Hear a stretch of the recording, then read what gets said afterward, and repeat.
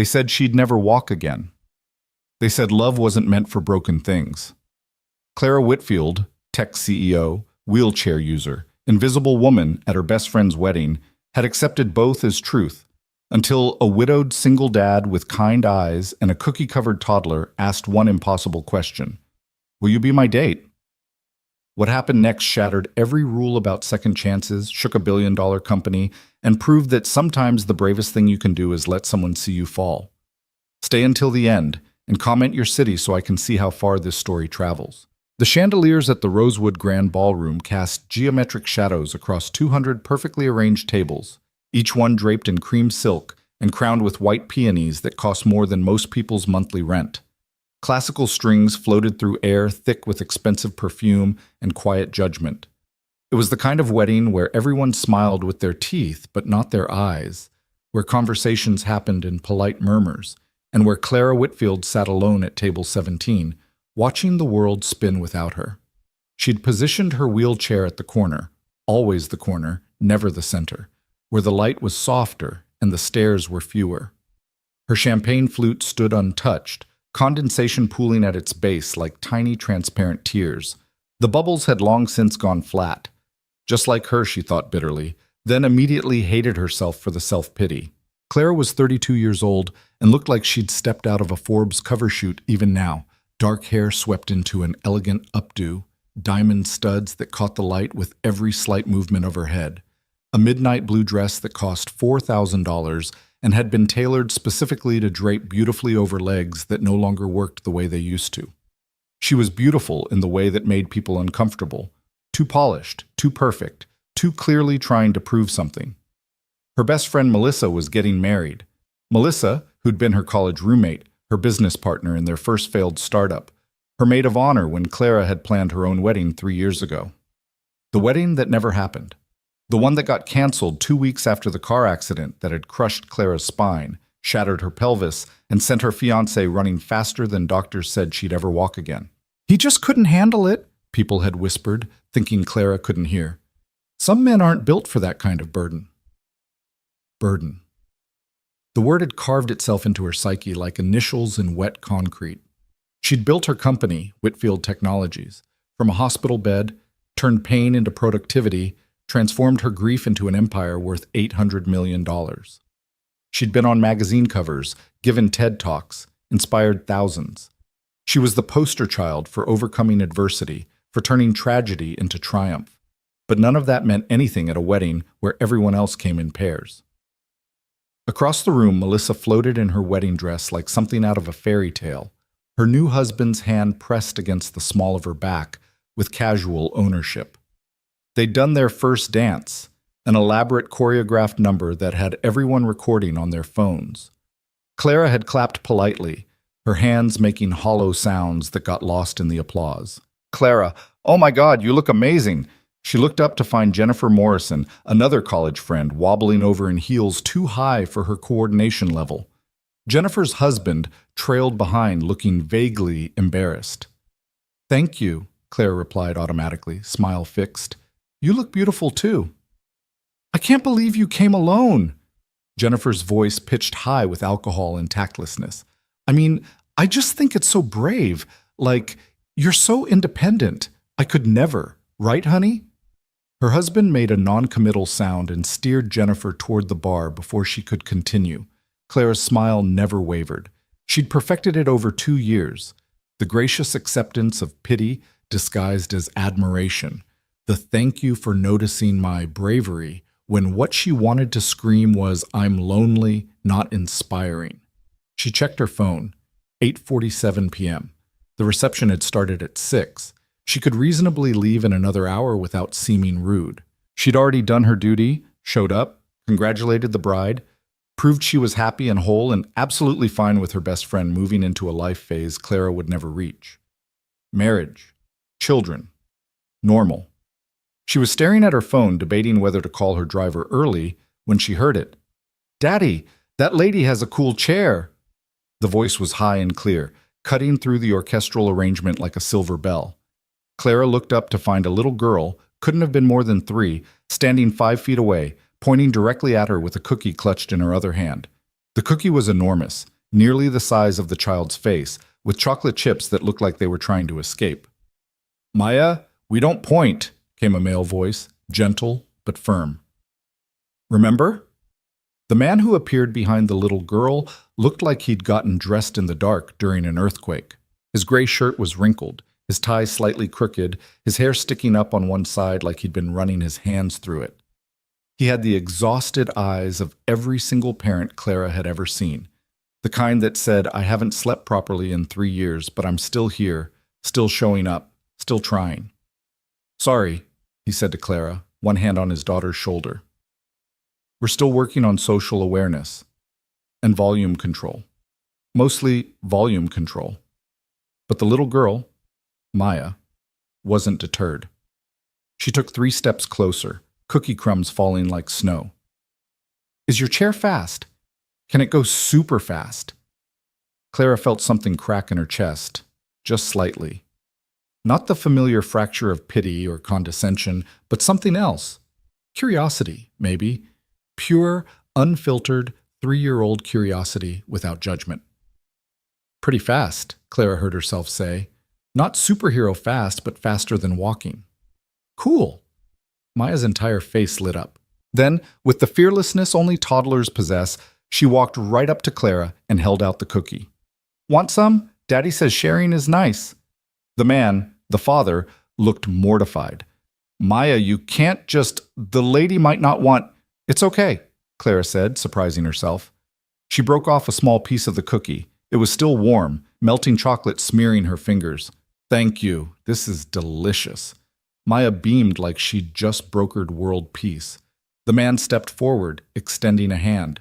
Up close, Clara could see he was probably in his mid-30s, with laugh lines around his eyes despite the exhaustion. "Daniel Ross. And you've met Maya, apparently. I'm really sorry about Clara Whitfield." She shook his hand, noting the calluses on his palm. Not office hands. "And don't be. She's lovely." "She's persistent," Daniel corrected, but his voice was warm. "We're friends of the groom. Well, sort of. I designed the playground at his community center. He invited half the neighborhood." He glanced around the ballroom with visible discomfort. "We're slightly out of our element." Clara followed his gaze, seeing the room suddenly through his eyes. The excess, the formality, the performance of it all.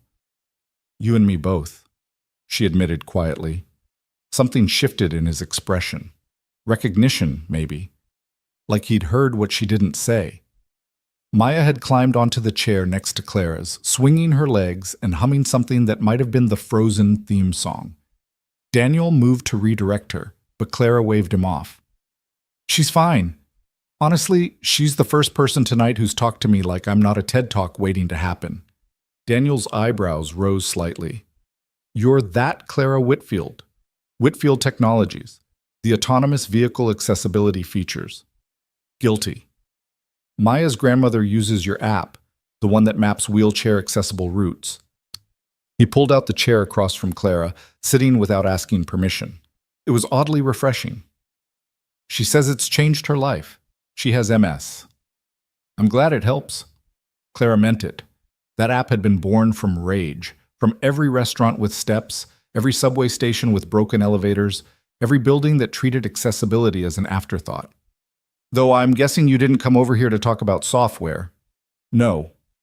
Daniel glanced at his daughter, who was now trying to feed cookie crumbs to one of the table's flower arrangements. "Maya, flowers don't eat cookies." "No, I came over because Maya saw you sitting alone and asked why the cool chair lady didn't have anyone to talk to. And I realized I was sitting alone too, hiding from small talk at the bar, and thought maybe we could be alone together. If that's not too weird." It was weird. It was completely weird. But it was also the first honest thing anyone had said to her all night. "Your wife?" Clara asked, noting the absence of a ring but not wanting to assume. "Left when Maya was 8 months old." His voice was matter-of-fact, practiced. Parenthood wasn't what she expected. I wasn't what she expected. She wanted the Instagram version, cute baby photos and brunch. The reality of diapers and sleep deprivation and a kid who needed specialists and early intervention therapy. He trailed off. She decided she'd rather not. Clara heard the story beneath the story. The abandonment, the judgment, the sudden solo navigation of a life that was supposed to be shared. "I'm sorry," she said. "Don't be. Maya and I are better off." He said it like he'd said it 1,000 times, like he needed to believe it. "What about you, husband, partner, someone who'll show up later and wonder why his date is eating cookies with strangers?" "No." The word came out flatter than Clara intended. "There was someone, before." She gestured vaguely at her legs. After the accident, he decided he'd signed up for a different life. Clean exit, very civilized. He even left the ring. Daniel's jaw tightened almost imperceptibly. Civilized, that's one word for it. What word would you use? Coward. The bluntness of it startled a laugh out of Clara, a real laugh, not the practiced tinkle she used in interviews. Maya looked up at the sound, grinning like she'd personally caused it. "You laughed! Daddy, I made her laugh." "You did, Bug." Daniel's expression softened as he looked at his daughter. Then abruptly, he stood and made an awkward sort of bow. "Clara Whitfield, tech CEO and inventor of laugh-producing cookies. Would you be my date for this wedding? Because I don't know anyone here except a 3-year-old who thinks flower arrangements are hungry, and you look like you'd rather be anywhere else, and misery loves company. Or so I've heard." Clara stared at him. The question was absurd. They were strangers. He was clearly out of his depth in this crowd, with his wrinkled shirt and his precocious daughter. She should politely decline, stick to her plan, leave in an hour with her dignity intact. "I don't dance," she said instead. Daniel's eyes dropped briefly to her wheelchair, then back to her face. No pity, no awkward scramble to take back the offer, just a slight smile. "I didn't say you had to stand." The words hung in the air between them, heavy with possibility. Around them, the wedding continued, laughter and music and the clink of glasses. But in their small corner of table 17, something else was happening, something Clara hadn't felt in 2 years. Hope. It was terrifying. "Okay," she heard herself say. "Yes, I'll be your date." Maya cheered, throwing cookie crumbs in the air like confetti.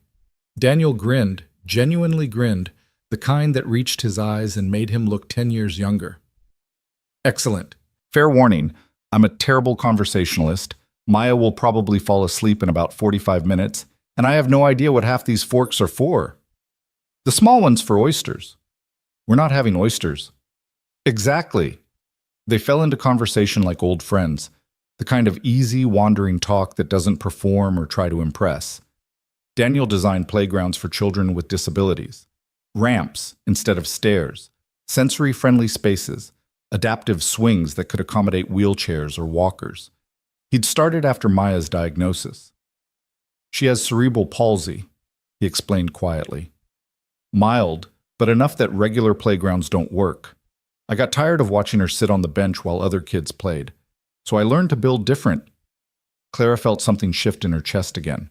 This man understood, not the specifics of her situation, but the fundamental isolation of being built different in a world designed for normal.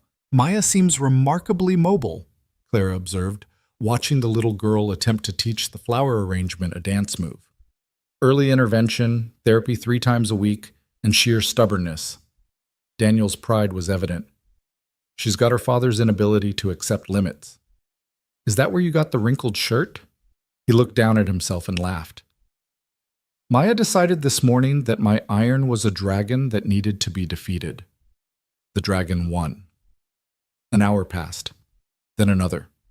Clara forgot about leaving early, forgot about being alone, forgot about the carefully constructed walls she'd built around herself. Daniel told stories about Maya's adventures, the time she'd tried to fix his truck with peanut butter, the ongoing war with bedtime, her absolute certainty that broccoli was poisonous but ice cream was a vegetable. "She's got a point about the ice cream," Clara said. "Dairy, calcium. Don't encourage her. She already thinks you're brilliant." Maya had indeed fallen asleep, curled up on 2 chairs pushed together, her head on Daniel's jacket. The band was playing something slow, and couples drifted onto the dance floor like flowers floating on water. Daniel stood abruptly. "Dance with me." Clara's stomach dropped. I told you you don't have to stand." He moved behind her wheelchair, hands resting gently on the handles. "May I?" She should say no. This was ridiculous. People were watching. But when she looked up at Daniel's face, she saw no pity, no performance, just an invitation to stop hiding. "Okay," she whispered. He pushed her wheelchair forward, slowly, onto the edge of the dance floor. Not to the center, he understood that much, but close enough. And then he did something Clara never expected. He spun her, gently, carefully, like she was something precious. Once, twice. Her wheels traced slow circles on the polished floor, and the lights overhead blurred into streaks of gold. It was nothing like dancing used to be. It was something else entirely. Something new. Clara felt tears on her cheeks and didn't care who saw. "Why are you doing this?" she asked, voice breaking. Daniel knelt beside her wheelchair so they were eye level. "Because everyone deserves to dance at a wedding, and because when Maya saw you sitting alone, she said, 'Daddy, that lady looks sad. We should share our cookies.' And my 3-year-old is smarter than most adults I know. She's remarkable. So are you. You don't know me." "No," Daniel agreed, "but I'd like to." The song ended, the moment stretched. Clara realized they'd drawn an audience, people staring, some filming on phones, others whispering. She braced for the familiar cocktail of pity and inspiration porn.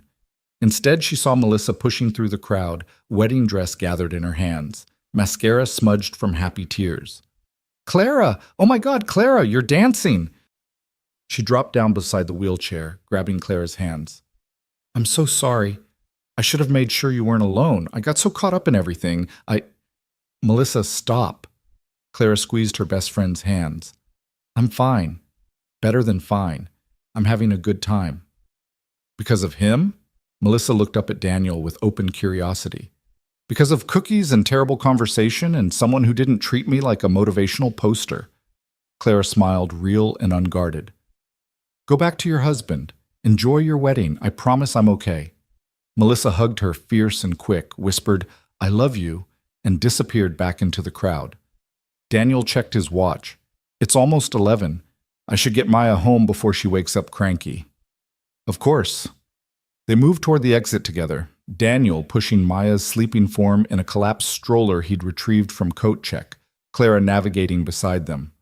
Outside, the night air was cool and sharp, clearing Clara's head. Daniel started, then stopped.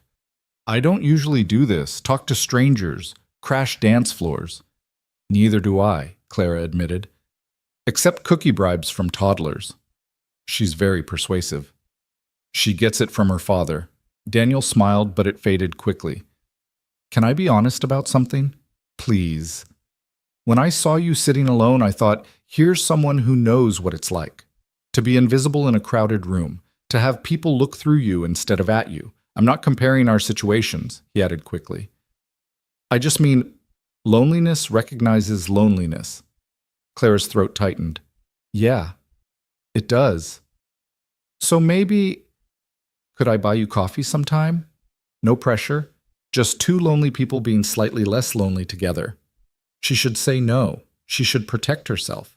Daniel was clearly dealing with his own struggles. Single father, kid with special needs, probably barely making ends meet if he was designing playground equipment.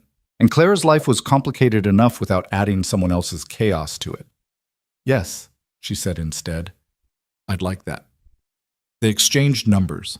Daniel lifted Maya, still sleeping, and secured her in a car seat in a beat-up pickup truck that had definitely seen better decades.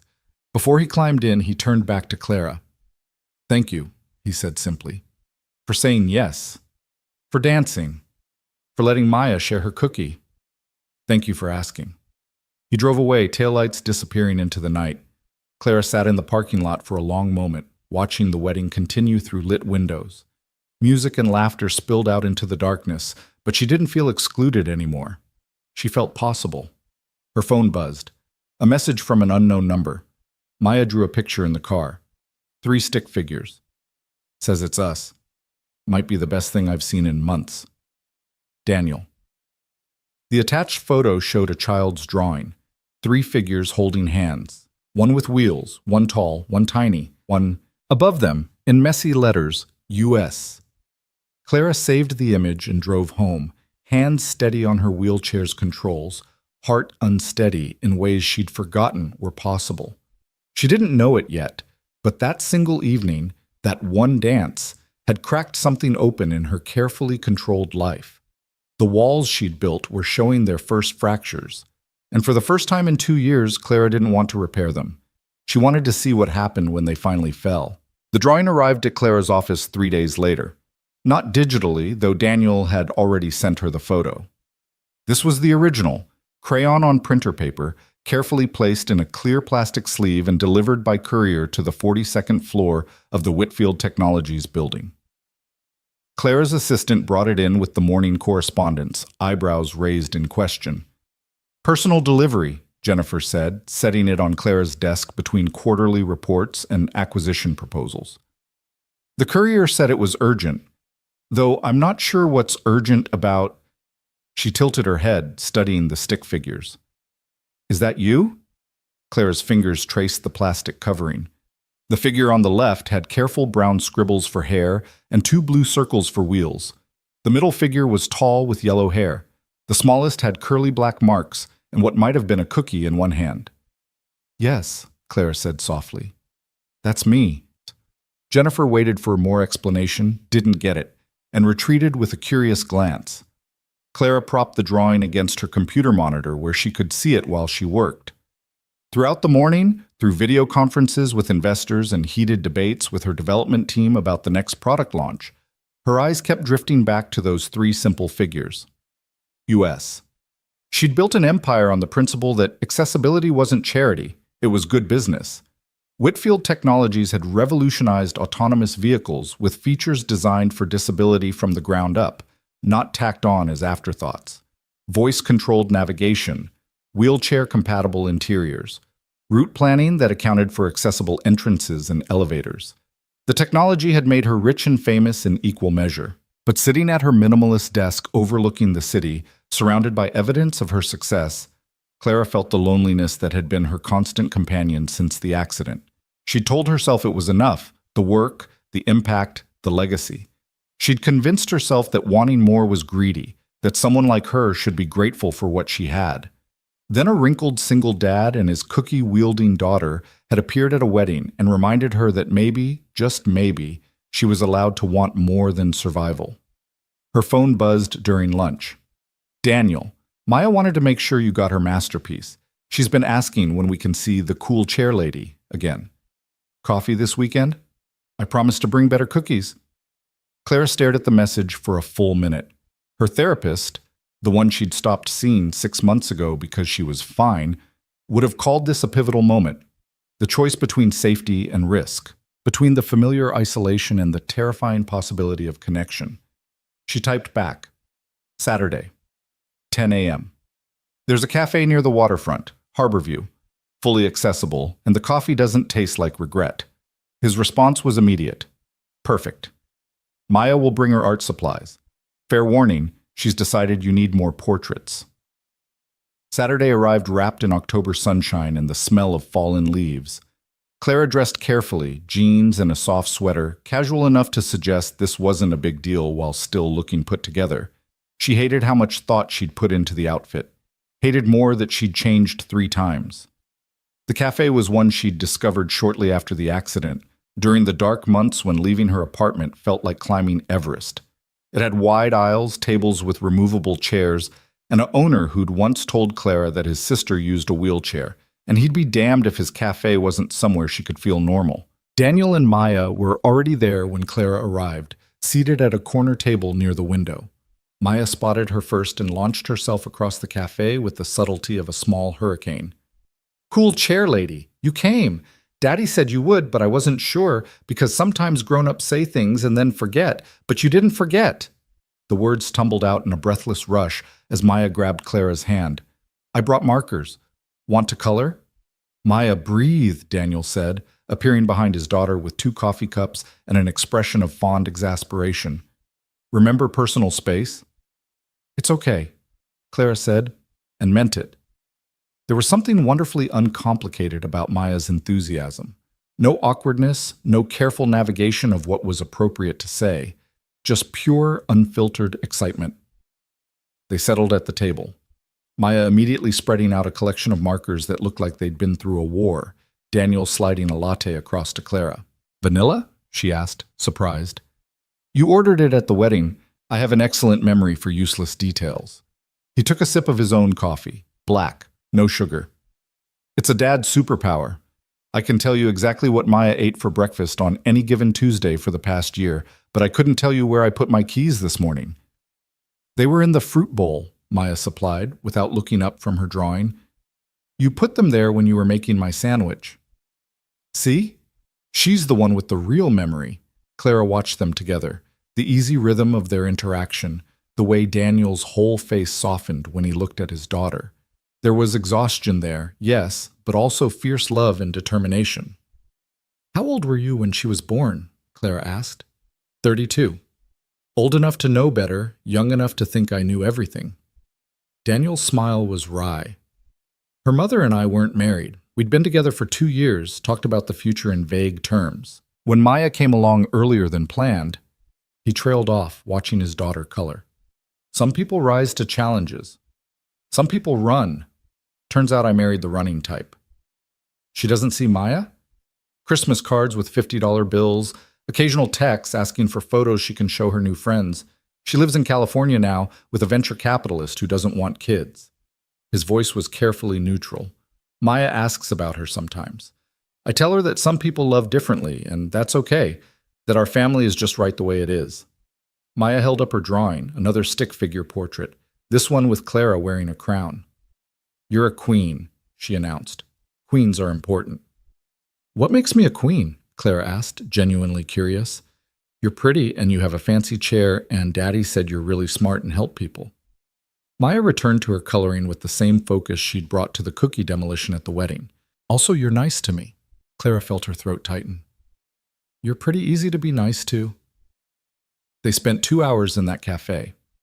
Daniel told stories about his work, the playground he was currently designing for a school in the South Side, the ongoing battle with city permits, the kids who'd send him drawings of their dream play structures.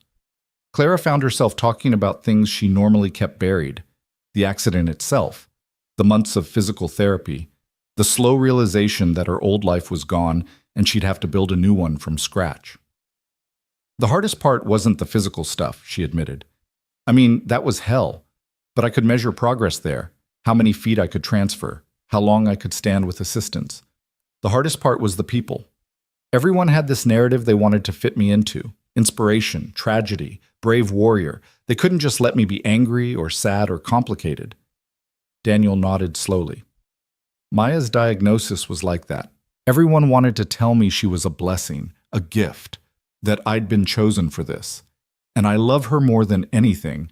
He glanced at his daughter, who was now drawing what appeared to be a dragon. "But can I tell you a secret?" "Please." "Sometimes I'm furious. Not at her, never at her, but at the universe, or God, or whatever cosmic force decided my kid would have to work 3 times as hard for things other kids get easily. At her mother for walking away.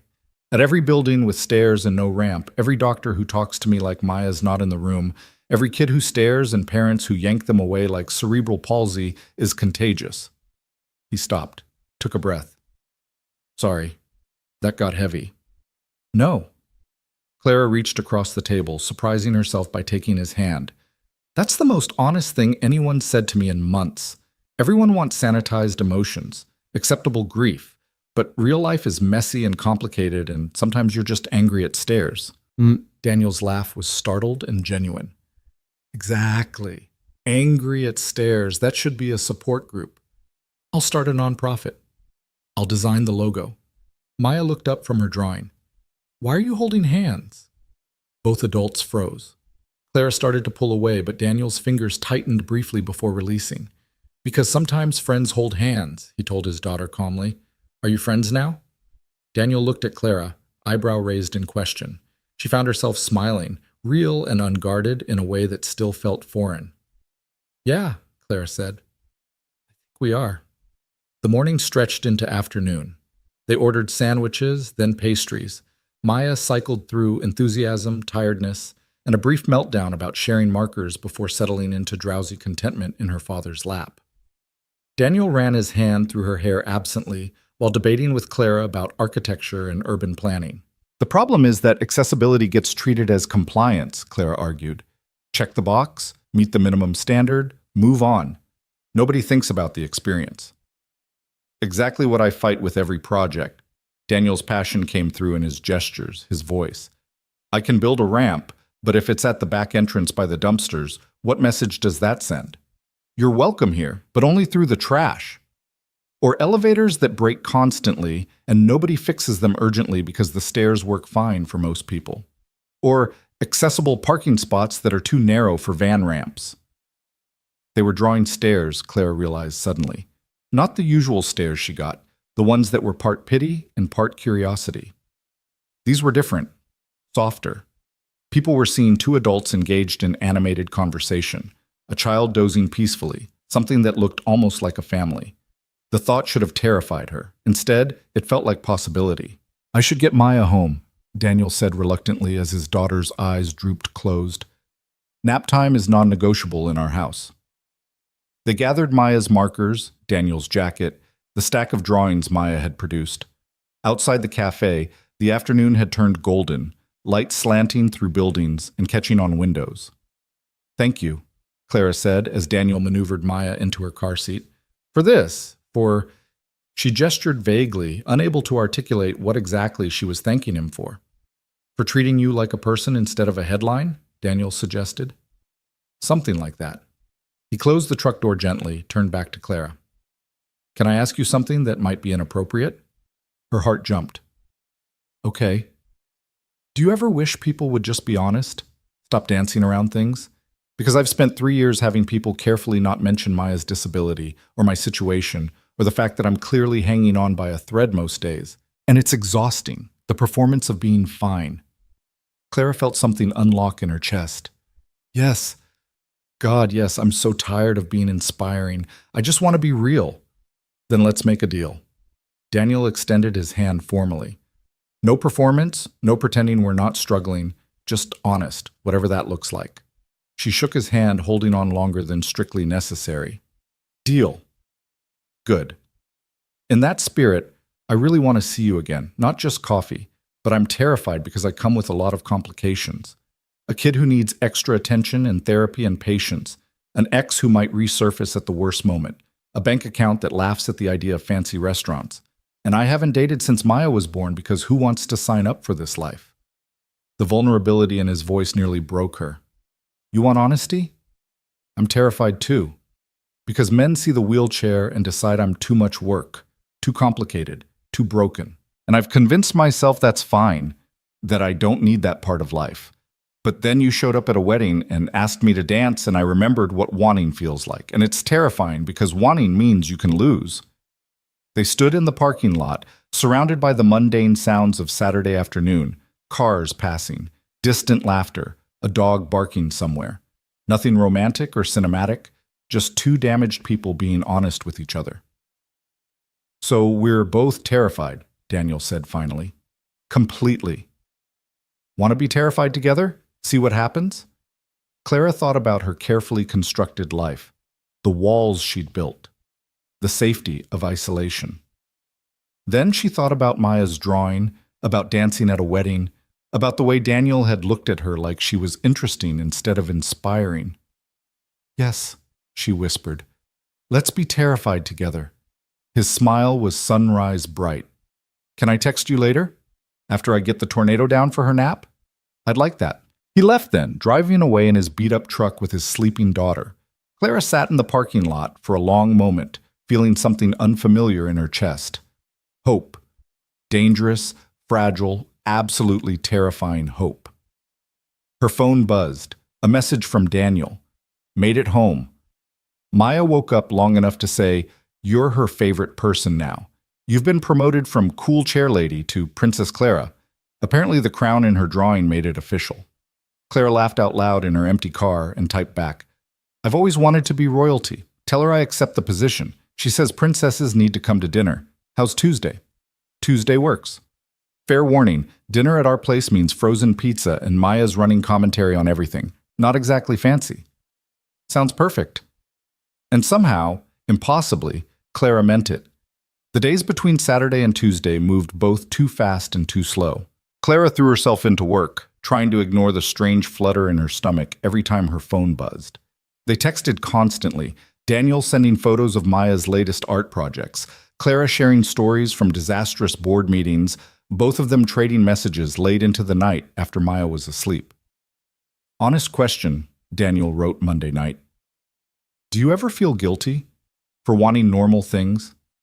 I catch myself dreaming about simple stuff, sleeping past 6 a.m., having a conversation that isn't interrupted every 30 seconds, dating someone without having to explain my entire life history first. And then I feel like a terrible father. Clara stared at the message for a long time before responding. Every day. I feel guilty for being frustrated when people stare, for being angry that my body doesn't work the way it used to, for wanting someone to see me as more than my wheelchair.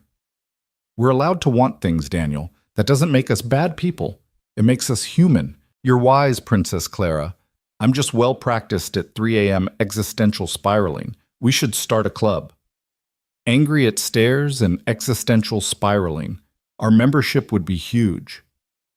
Tuesday arrived with rain and unseasonably cold wind.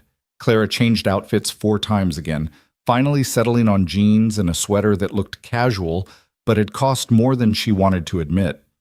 She programmed Daniel's address into her car's navigation system. He lived in a neighborhood she didn't know well, on the far side of the city where houses were smaller and closer together. The drive took 40 minutes in traffic. Clara's nerves ratcheted up with every mile, her mind spinning out scenarios.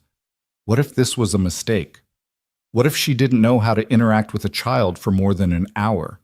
What if Daniel's house wasn't accessible and she couldn't even get inside?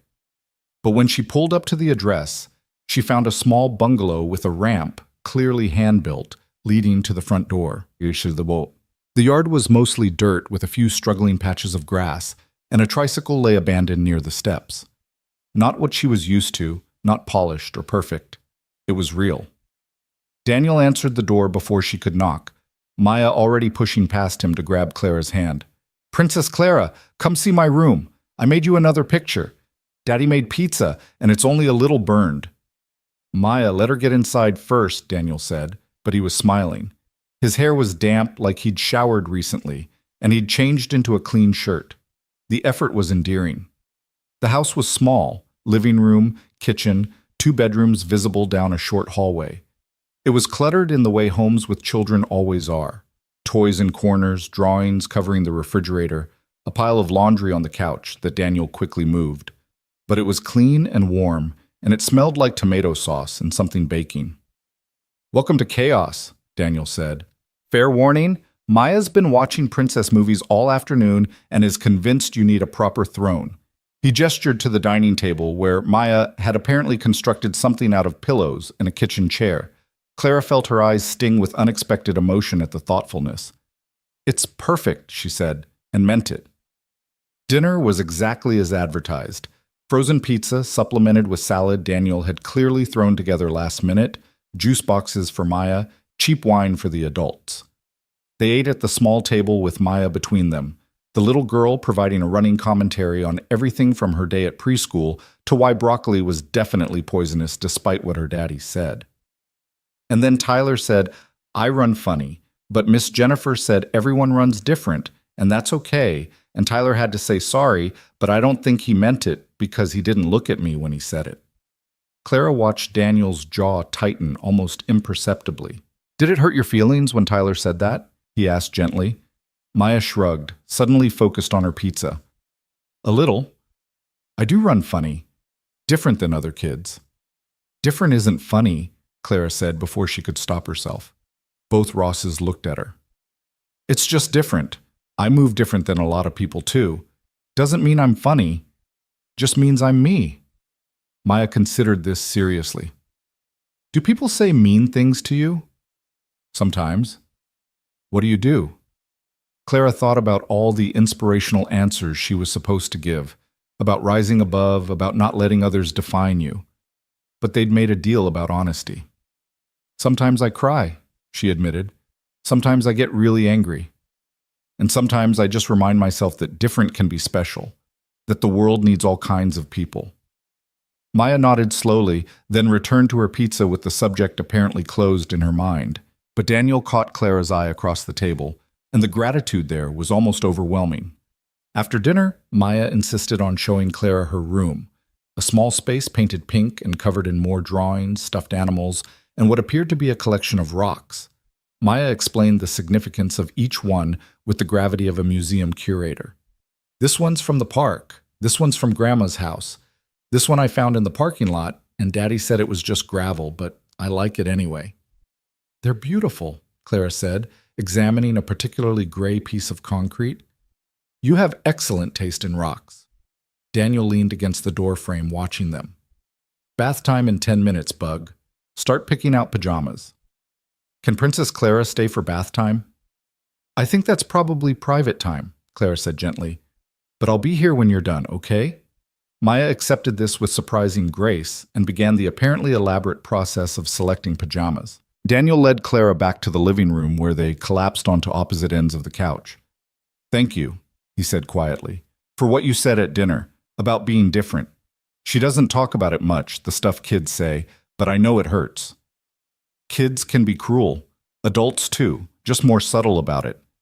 How do you handle it? The staring, the comments? Clara pulled her legs up, a complex maneuver that required thought and effort, and settled into the corner of the couch. Badly, mostly. I've gotten better at the public face, the smile, the gracious response. But privately? Some days I want to scream at everyone. Some days I don't want to leave my apartment because I'm tired of being a spectacle. Does it help? Talking about it? I don't, usually. Talk about it. She studied his face, the genuine interest there. Everyone wants the triumph narrative. I overcame, I'm stronger now, disability made me better. But the truth is messier. Some days I have overcome. Some days I'm still angry it happened. Both things are true. Daniel nodded slowly. Maya's mother used to tell me I was too negative, that I needed to embrace the journey, find the blessing. She bought all these books about special needs parenting, joined online groups, posted these long inspirational updates. He laughed, but there was no humor in it. Then she left. Turns out it's easier to perform positivity than actually live it. I'm sorry she did that to you, to both of you. We're better off, he said again, like a mantra. Then quietly, most days I believe that. The bathroom door opened, and Maya emerged in princess pajamas, hair damp and smelling like strawberry shampoo. She climbed onto the couch between them without asking, burrowing into her father's side. Story time, she announced. What about Princess Clara? Daniel asked. Maybe she needs to go home. Stay, Maya said, grabbing Clara's hand with her small, damp one. Please? Daddy's good at stories. He does all the voices. Clara looked at Daniel, found him studying her with an expression she couldn't quite read. Question? Hope. Uncertainty. I'd love to stay, she said. They read 3 books, Daniel doing voices that made Maya giggle and Clara laugh, the little girl's energy gradually winding down until she was heavy-lidded and yawning. When the 3rd book ended, Maya was already half asleep. Bedtime, Bug, Daniel said softly, scooping her up. Say goodnight to Princess Clara. Night, Princess, Maya mumbled into her father's shoulder. Love you. The casual declaration hit Clara like a physical force. She felt tears spring to her eyes and blinked them back quickly. Good night, Maya. I love you too. Daniel carried his daughter to her room. Clara sat on the couch, listening to the quiet sounds of bedtime routine, water running, gentle murmurs, the creak of a mattress. She studied the room around her, the secondhand furniture, the crayon marks on one wall that Daniel hadn't managed to clean completely, the collection of toy trucks lined up with military precision. This wasn't her world. She lived in a penthouse apartment with floor-to-ceiling windows and furniture chosen by a designer. She ate at restaurants that required reservations weeks in advance. Her life was carefully controlled, methodically planned. This was chaos. Beautiful, imperfect, overwhelming chaos. She was falling in love with it. Daniel returned 15 minutes later, dropping onto the couch with an exhausted sigh. She's out. That doesn't always happen so easily. You're apparently magic. Or she was just tired. No, definitely magic. He shifted to face her. Can I be honest about something? Clara's heart jumped. We made a deal. Right. Honesty. He took a breath. Today terrified me. Having you here. In our space. Because Maya gets attached quickly, and if this, whatever this is, doesn't work out, she'll be hurt. And I can handle being hurt. I've been hurt. But watching my kid hurt, he trailed off. I should have thought this through better before inviting you to dinner. Do you want me to leave? No. The word came out fast and emphatic. That's the problem. I don't want you to leave. I haven't wanted you to leave since the wedding. And that's terrifying because I don't know how to do this. Date someone, introduce them to my kid, figure out if there's something real here, or if we're just two lonely people filling empty space. Clara felt her pulse in her throat. I'm terrified too, because this... She gestured at the house, at the toys, at the hallway where Maya slept. This is real life. Complicated and messy and full of needs I don't know if I can meet. I don't know how to be around kids. I don't know if I'm capable of being what you both need. What do you think we need? I don't know. Someone patient, someone good, someone less broken than I am. Daniel moved closer, carefully, like approaching something wild. Can I tell you what I think? From my extremely biased perspective? She nodded, not trusting her voice. I think Maya needs someone who treats her like a person, not a diagnosis. Someone who tells the truth instead of patronizing her. Someone who says, I don't know, instead of pretending to have all the answers. He paused. And I need someone who understands that life is hard and complicated, and sometimes you're just angry at stairs. Someone who doesn't expect me to be fixed or healed or over it. Someone real. That's a low bar, Clara whispered. You'd be surprised how rare it is. His hand found hers on the couch between them. I'm not asking for promises. I'm not asking you to figure everything out right now. I'm just asking, can we try? See what happens? Take it slow and honest and just, see? Clara looked down at their hands, his calloused and large, hers smaller and marked with scars from the accident. Two damaged people reaching for each other across the rubble of their separate disasters. Every logical part of her brain screamed that this was a mistake, that she should protect herself, that she wasn't equipped for this kind of vulnerability. But then she remembered Maya saying, love you, with casual certainty. Remembered the way Daniel looked at his daughter. Remembered dancing at a wedding and feeling possible for the first time in 2 years. Okay, she said, let's try, slow and honest and terrifying. Daniel's smile was like sunrise breaking through storm clouds. Yeah? Yeah. He leaned forward slowly, giving her time to pull away. When she didn't, he kissed her, gentle and questioning, nothing like the confident kisses from her previous life. This was uncertain, hopeful, real. When they broke apart, Daniel laughed quietly. I forgot how to do this. That was probably terrible. It was perfect, Clara said, and kissed him again. They stayed on that couch for another hour, talking and kissing and planning their next date. When Clara finally left, driving home through streets that had gone quiet with late night, she felt different, lighter, like she'd been carrying weight she hadn't realized was there. Her phone buzzed at a red light. Daniel, Maya just woke up asking if you're real or if she dreamed you. I told her you're real. You are real, right? Because if I imagined this whole evening, I'm going to be really disappointed. Clara smiled, typing back with one hand. Very real. Still terrified. But real. Good. Same. Sleep well, Princess Clara. Good night, wrinkled shirt dad. She drove home thinking about small hands and honest conversations and the way possibility felt after 2 years of careful survival. She didn't know where this was going, didn't know if they could make it work. But for the first time since the accident, Clara wasn't planning 3 steps ahead. She was just living, messy and uncertain and absolutely terrifying. And it felt like coming back to life. The weeks that followed felt like learning to breathe underwater. Strange and difficult, and somehow beautiful. Clara found herself integrating into the chaotic rhythm of Daniel and Maya's life in ways she'd never imagined possible. Tuesday dinners became standing tradition.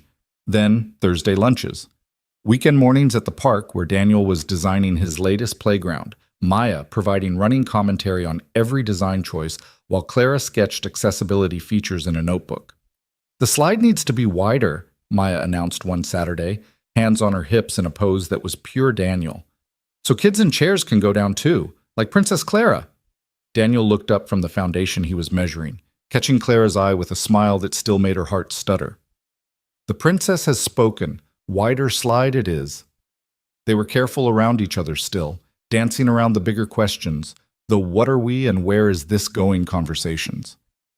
But there were moments, his hand finding hers while Maya dozed in the truck, her head on his shoulder during movie nights after Maya was asleep. Kisses that started gentle and turned desperate before one of them pulled back, remembering the sleeping child down the hall and the fact that they'd promised to take this slow. "I'm losing my mind," Daniel whispered one night, forehead pressed against Clara's after they'd broken apart for the third time. "You're killing me with this slow thing." "You're the one who suggested it," Clara reminded him breathlessly. "Past me was an idiot. Past you was protecting his daughter." "Yeah." Daniel pulled back slightly, running his thumb along her jaw. "I just didn't expect this. You. How much I'd want—" He didn't finish the sentence. Didn't need to. Clara felt it too, the wanting that had grown from possibility into something bigger and more terrifying, something that felt dangerously close to need, but it was the small moments that undid her completely. The way Daniel had modified his truck to accommodate her wheelchair without making a big deal about it. How Maya had started including Clara in every story she told. And then me and Daddy and Princess Clara went to the store even when Clara hadn't been there. The night Daniel called at 2 a.m, voice rough with exhaustion, asking if she was awake because Maya was sick, and he just needed to hear another adult's voice to remember he wasn't alone. Clara had stayed on the phone for an hour, talking him through fever management and when to worry and when to breathe.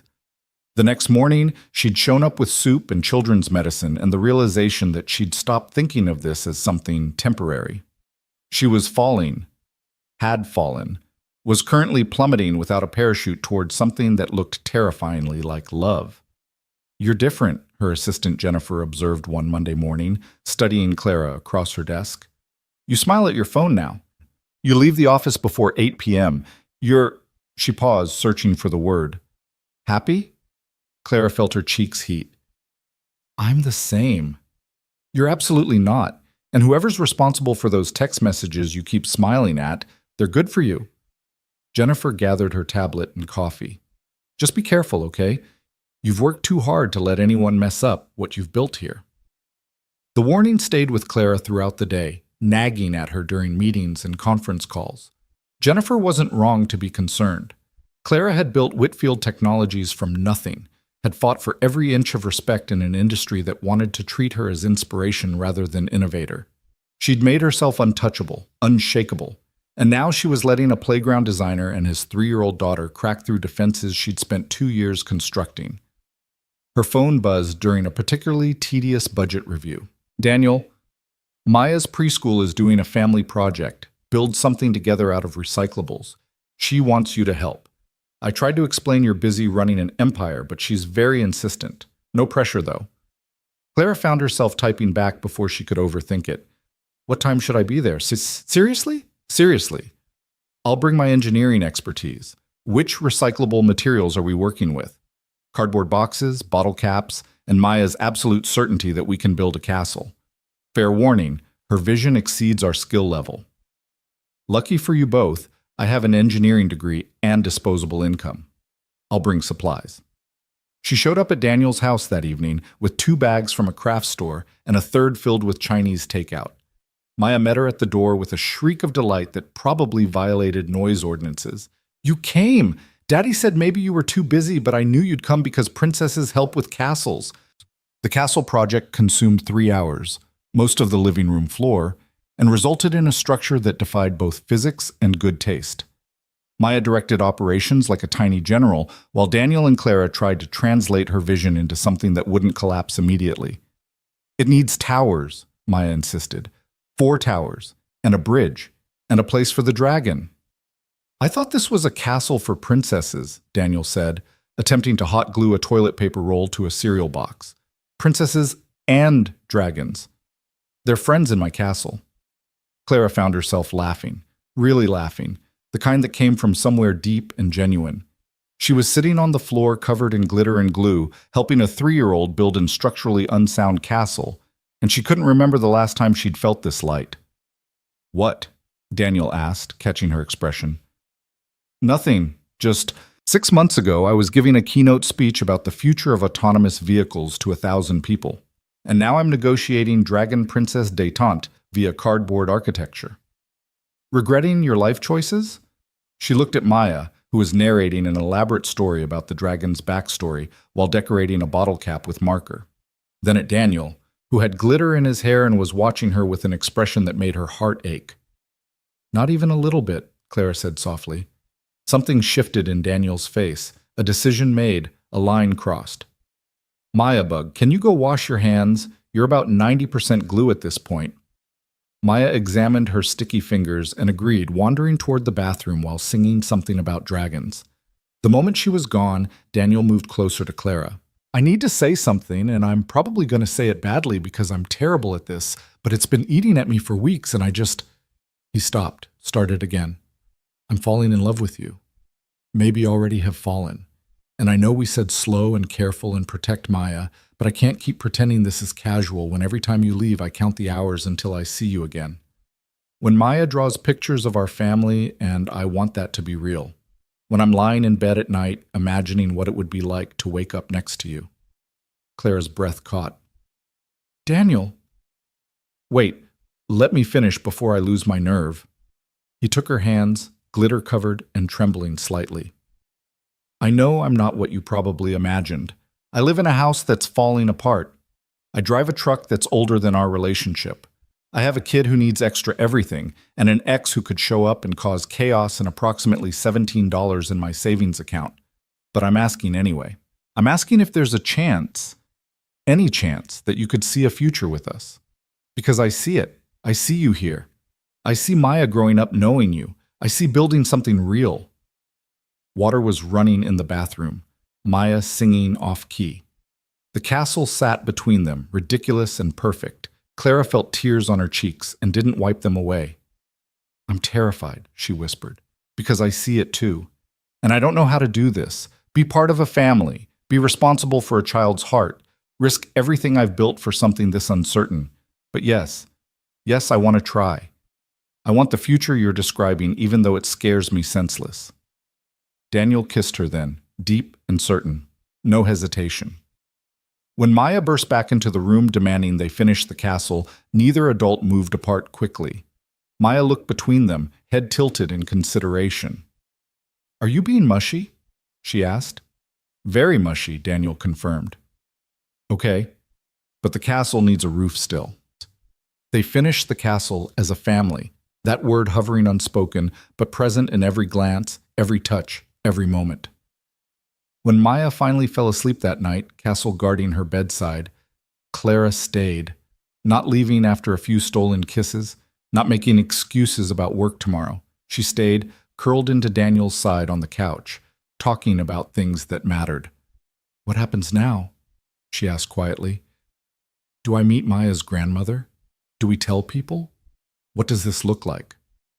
I don't know, Daniel admitted. I've never done this before. Introduce someone to my life as more than just daddy's friend. But I want to. I want everyone to know you're mine. If that's okay. If that's what you want. It is. But Daniel... She sat up, needing him to see her face. My world is complicated. There's press sometimes, board meetings where I have to be Clara Whitfield, CEO, not just Clara, events where I need to be on. Can you handle that? Can Maya?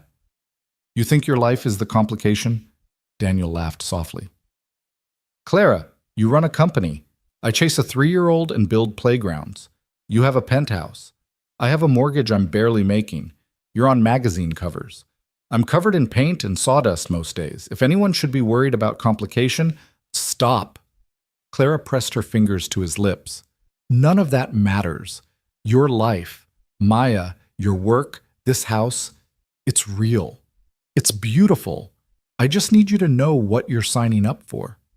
A brilliant, complicated woman who makes my daughter laugh and challenges me to be better and kisses me like I'm worth something? Daniel caught her hand, pressed a kiss to her palm. Yeah, I think I can handle that. They fell asleep on the couch, wrapped around each other like teenagers. When Clara woke at dawn to Maya standing inches away, staring at them with unnerving intensity, she nearly screamed. You stayed, Maya whispered, eyes wide. For sleep time. I did, Clara confirmed, fully awake now and uncertain of the protocol here. Is that okay? Maya considered this with the gravity of someone making a life-altering decision. Then she climbed onto the couch, wedging herself between Clara and her father, and announced, Now we're all together, like the picture I drew. Daniel stirred, opening one eye. Maya, it's 6 a.m. Why are you awake? Because Princess Clara is here and we need to make pancakes. She's never had our pancakes. I make terrible pancakes, Daniel warned Clara.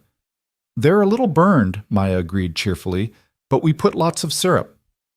They made pancakes, lumpy, unevenly cooked, drowning in syrup. Maya narrated the entire process while Daniel and Clara moved around the small kitchen in a dance that was becoming familiar. When they sat down to eat, Maya between them at the table, Clara felt something settle in her chest. Not the absence of fear, but the presence of something bigger than fear. Belonging. The following week brought Daniel to Clara's world. She'd invited him and Maya to a company event, a celebration of Whitfield Technology's latest accessible vehicle prototype. It was being held at a gallery downtown, with press coverage and investors and all the polished performance Clara usually navigated alone. Are you sure about this? Daniel asked for the third time, adjusting his tie in Clara's penthouse bathroom. This isn't my scene. I don't know how to talk to investors. You talk about playgrounds and accessibility and why design matters. Clara rolled up beside him, reaching up to fix his tie properly. You talk about Maya and what she needs from the world. That's all this is. People who care about making things better. People who could buy my house 3 times over with what they spend on watches. Some of them, yes. Others are just passionate about accessibility. She finished with his tie, letting her hands rest on his chest. And you're with me. That's all that matters. Maya appeared in her new dress, navy blue with white flowers, chosen specifically because it matched what Clara was wearing. Do I look fancy? You look beautiful, Clara told her honestly. Very grown up. Daddy cried when he saw me. I did not cry, Daniel protested. My eyes were watering. There's a difference. He cried, Maya told Clara confidentially. The gallery was packed when they arrived, 200 people circulating among displays of vehicle interiors, accessibility technology, and marketing materials. Clara felt Daniel tense beside her as they entered, his hand finding hers automatically. Breathe, she murmured. You've got this. But within 5 minutes, Clara realized her mistake. This wasn't just a celebration. It was a performance. And she'd brought Daniel and Maya into the spotlight without fully preparing them for what that meant. Clara, darling! Patricia Chen, one of her biggest investors, swept over an address that cost more than Daniel's truck. And who is this? Her eyes raked over Daniel with barely concealed assessment, landing on Maya with practiced smile that didn't reach her eyes. Patricia, this is Daniel Ross and his daughter Maya. Daniel, Patricia Chen, she was one of our first major investors. A playground designer, I hear? Patricia's tone made it clear she'd already done research. How, quaint. And you brought your child? This directed at the event in general, like children were exotic animals unexpectedly loose. Maya, who'd been examining the vehicle displays with fascination, looked up at Patricia's tone. Even at 3, she could sense dismissal. Maya's very interested in design, Clara said evenly. Accessibility is often about understanding what children need. Of course. Patricia's smile sharpened. Well, I'll let you get back to family time. Clara, we should talk about the Series C later, privately. She glided away. Daniel's jaw was tight, his hand rigid in Clara's. I shouldn't have come, he said quietly. Don't. Clara squeezed his hand. She's like that with everyone. It's not personal. Felt pretty personal. Before Clara could respond, a photographer approached. Ms. Whitfield, can we get some photos with the prototype? It was routine. Clara posing with the vehicle, answering questions about features, but with Daniel and Maya standing awkwardly to the side, watching her perform, it felt different. Staged. Fake.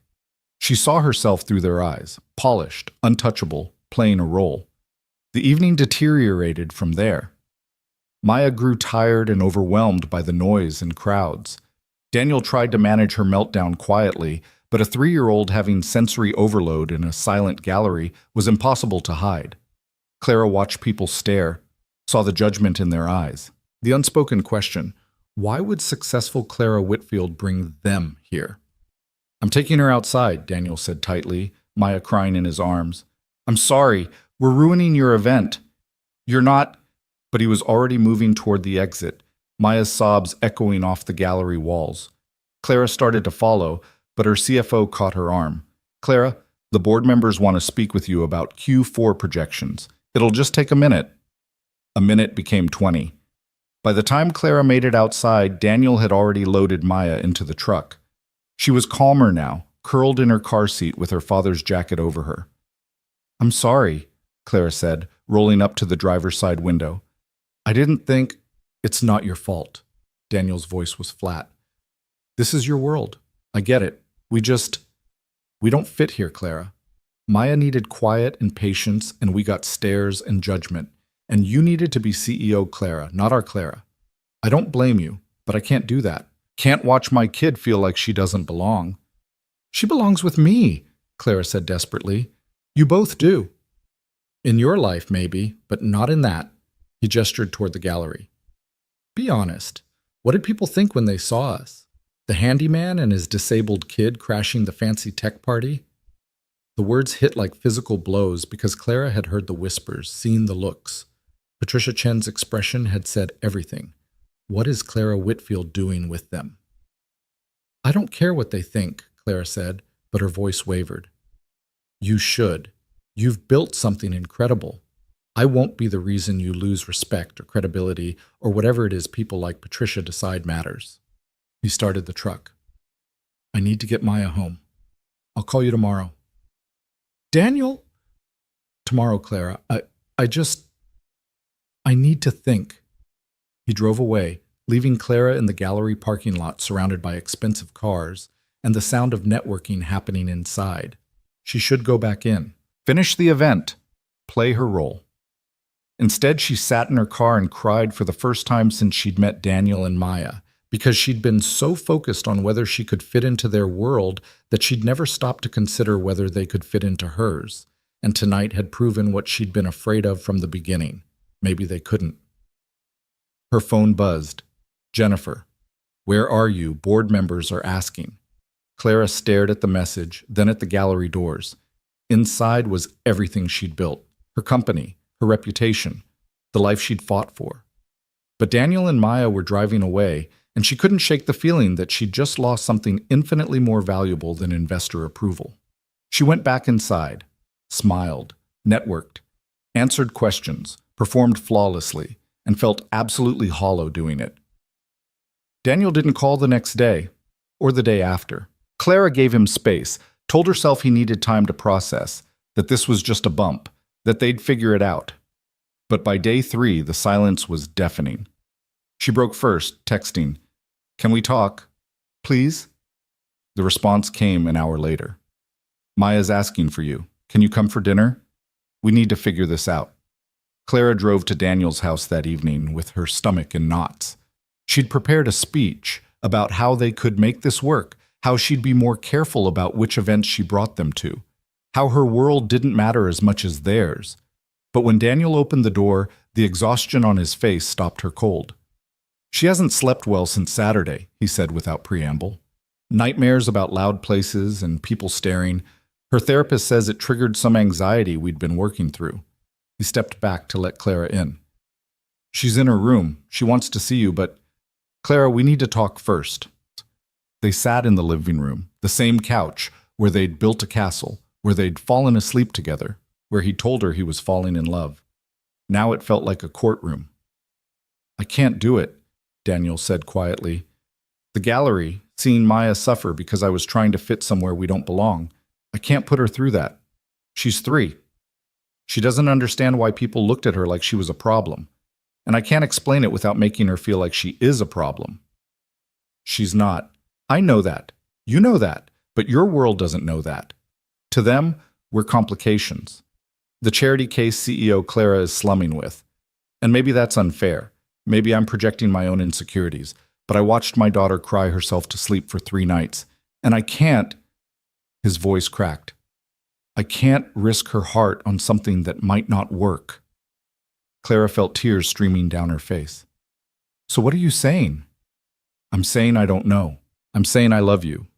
And that's terrifying because love isn't enough if our worlds are incompatible. I'm saying Maya asked me this morning if Princess Clara stopped liking her because she cried at the fancy party, and I didn't know how to answer." "Can I see her?" Clara asked through tears. "Please?" Daniel hesitated, then nodded. "She's been asking for you." Maya's room was dark, except for a nightlight shaped like a moon. The little girl was sitting up in bed, clutching a stuffed bear and the drawings she'd made of their family. "Princess Clara," she whispered when Clara rolled in. "You came." "Of course I came." Clara moved to the bedside, taking Maya's small hand. "I'm sorry about the party, that it was scary and loud. Did I do something bad?" "No, baby, you didn't do anything wrong. Sometimes places are just too much. That's okay." "Daddy said we might not see you anymore." Maya's voice was so small. "Because we don't match your fancy life." Clara felt her heart shatter. "That's not—" "Maya, listen to me. You and your daddy are the best things that have happened to me in a very long time. The fancy stuff doesn't matter. You matter." "Then why did those people look at me like I was bad?" How do you explain adult prejudice to a 3-year-old?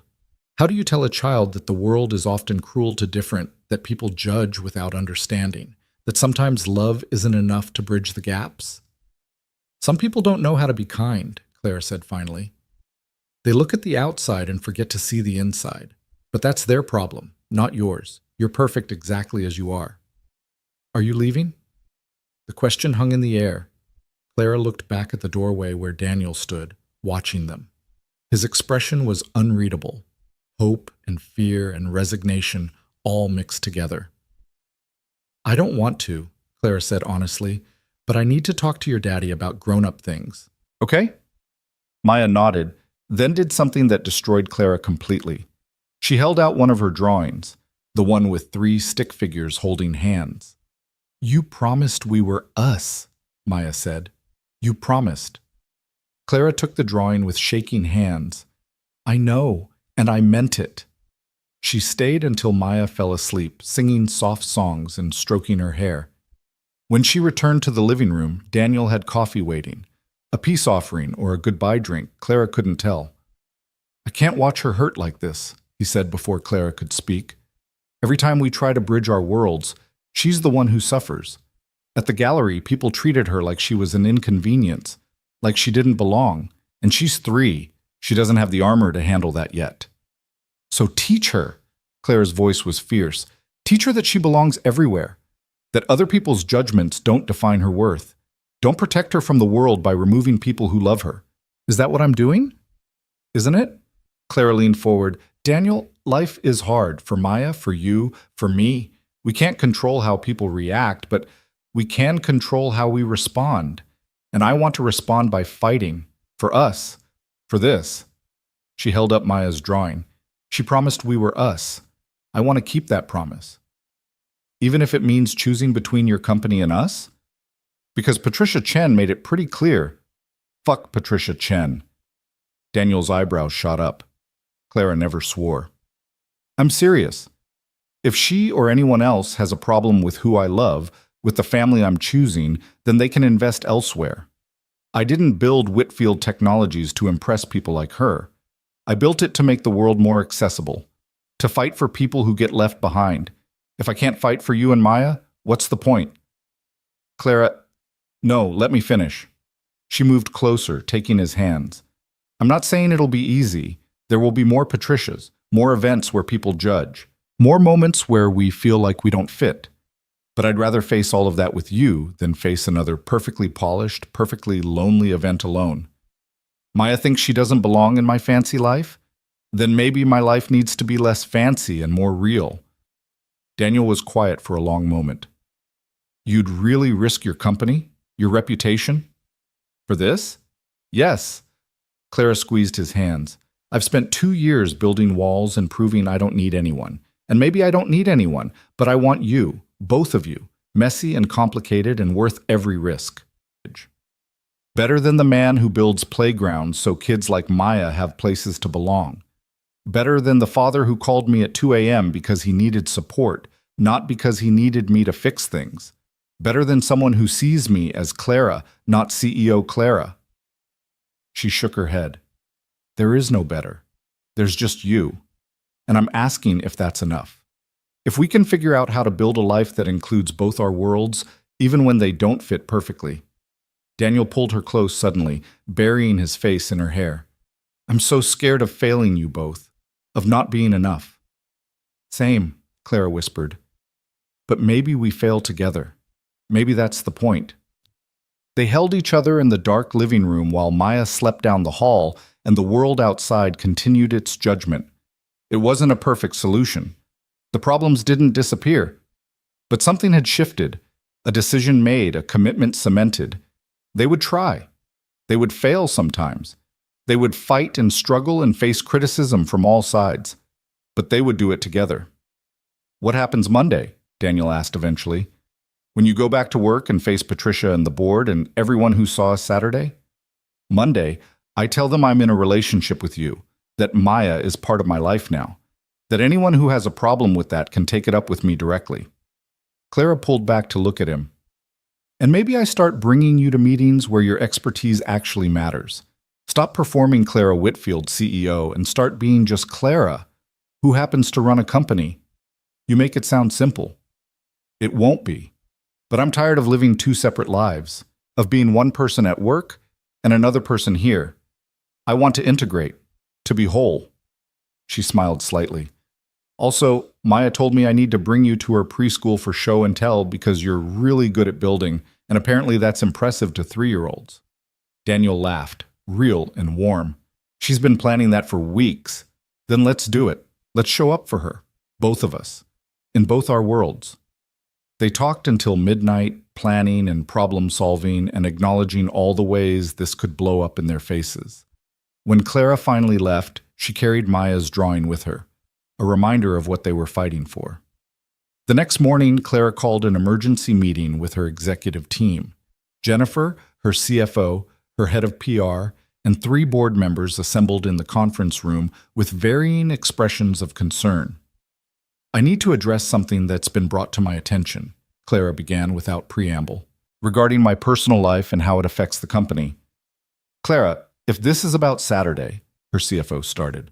It is. I brought my partner and his daughter to a company event. They experienced judgment and exclusion from investors and guests. And I need to be clear, that's unacceptable. She looked at each face around the table. I built this company on principles of accessibility and inclusion. If we're creating hostile environments for children with disabilities, if we're treating people as less than because they don't fit some polished standard, then we're hypocrites. And I won't tolerate it. Patricia Chen, who'd been invited to this meeting, leaned back in her chair. Clara, no one was hostile. We were simply surprised. You've kept your personal life very private. Suddenly, bringing a man and child to a major event, it raised questions. What questions? About your judgment. About whether this relationship is affecting your leadership, about, Patricia paused delicately, whether he's appropriate company for someone in your position. Clara felt rage, white-hot and clarifying. Appropriate company. Because he builds playgrounds instead of running hedge funds? Because his daughter has cerebral palsy? Or because you think I should only be seen with men who match some arbitrary standard of success? That's not what I said. It's exactly what you said. Clara's voice was steel. And here's what I'm saying. Daniel Ross is my partner. Maya is part of my life. They will attend company events when appropriate. and anyone, investor, board member, employee, who has a problem with that can leave, because I won't build an empire on exclusion. That would make everything I've fought for meaningless. The room was silent. Jennifer looked like she wanted to applaud. The CFO appeared concerned. Patricia's expression had gone carefully neutral. "You're willing to risk investment over a relationship?" Patricia asked finally. "I'm willing to risk investment over my integrity. If you can't understand that, then your money comes with strings I don't want." Clara met her gaze steadily. Accessibility isn't a product feature. It's a value. And that extends to how we treat people in every aspect of this company, including who I choose to love. Patricia stood, gathering her things. "I'll need to reconsider my position as an investor. This isn't the direction I expected." "That's your choice." Clara didn't break eye contact. "The door's there." After Patricia left, the remaining executives exchanged glances. Clara braced for pushback, for concerns about alienating investors and damaging the company's reputation. Instead, Jennifer started clapping, slowly at first, then joined by others around the table. "That was the most badass thing I've ever seen," her head of PR said. "Also, can we make it company policy? The whole treat humans like humans thing?" "Already on it," Clara said, feeling something loosen in her chest. "And I want to start a partnership with Daniel's nonprofit, his Playground Designs. We should be funding them, supporting them, making accessibility for children a cornerstone of our mission." The meeting dissolved into planning. Not everyone was thrilled. Losing Patricia's investment would hurt short term, but the energy in the room had shifted. Clara felt it, the alignment between who she was and what she was building. She called Daniel as soon as the meeting ended. "How bad?" he asked immediately. "Lost an investor. Might lose more. Don't care." Clara was smiling. "Also, how would you feel about Whitfield Technologies funding your playground projects?" Silence. Then, "What?" "You heard me. We have a foundation budget. I want to direct it toward children's accessibility projects. Your designs are brilliant. They should be everywhere, not just where you can scrape together funding. Let me invest in what matters." "Clara, I can't let you do that this isn't because we're together. This is because it's the right investment. Your work changes lives. Kids like Maya get to play alongside everyone else. That's exactly what my company should support." She paused. "Unless you don't want to work with me, keep business and personal separate? Are you kidding? You're offering to fund playground projects for kids with disabilities. That's been my dream for 5 years. His voice cracked slightly. "Yes. God, yes. When can we start?" "Tomorrow? Bring Maya. Let's design something together." "Tomorrow I have 3 other meetings." "Cancel them. This is important." He laughed. "Yes, ma'am."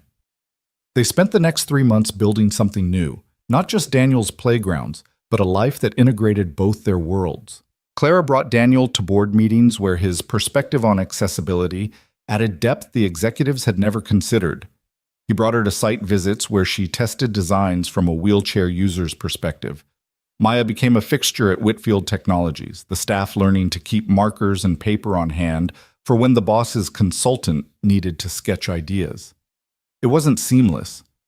There were hard days when the press questioned Clara's judgment, when investors made pointed comments, when Maya had meltdowns that required Daniel to leave important meetings.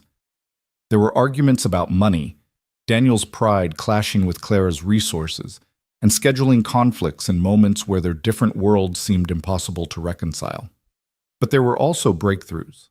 The first playground they designed together, funded by Whitfield Technologies, opened to a crowd of children who'd never had accessible play equipment in their neighborhood. Maya tested every element personally, declaring it perfect for kids like me. And slowly, carefully, Clara found herself healing in ways that had nothing to do with her legs. She started standing more. First with parallel bars that Daniel installed in his garage, then with his support, then with just a cane for short distances. Not because she had to, not to prove anything, but because she wanted to. Because she was done letting the accident define every choice, done hiding behind the safety of her wheelchair and her carefully controlled life. She was ready to take steps, literal and metaphorical, toward something new. The first playground opened on a Saturday morning in early spring, 6 months after Clara had stood up to Patricia Chen and chosen love over investment capital. The neighborhood was one Daniel had been trying to serve for 3 years. Predominantly low-income families, high population of children with various disabilities, and exactly 0 accessible play spaces within a 2-mile radius. Now there was this, a sprawling structure of ramps and platforms and adaptive swings, everything at multiple heights so children in wheelchairs could access the same spaces as their walking peers. Sensory-friendly zones for kids who needed quiet, textured pathways for visual impairment, and at the center, a castle, inspired by Maya's cardboard prototype, where dragons and princesses could coexist. Clara stood at the entrance beside Daniel and Maya, watching families pour in. A little boy in a wheelchair rolled up the main ramp, his mother crying behind him.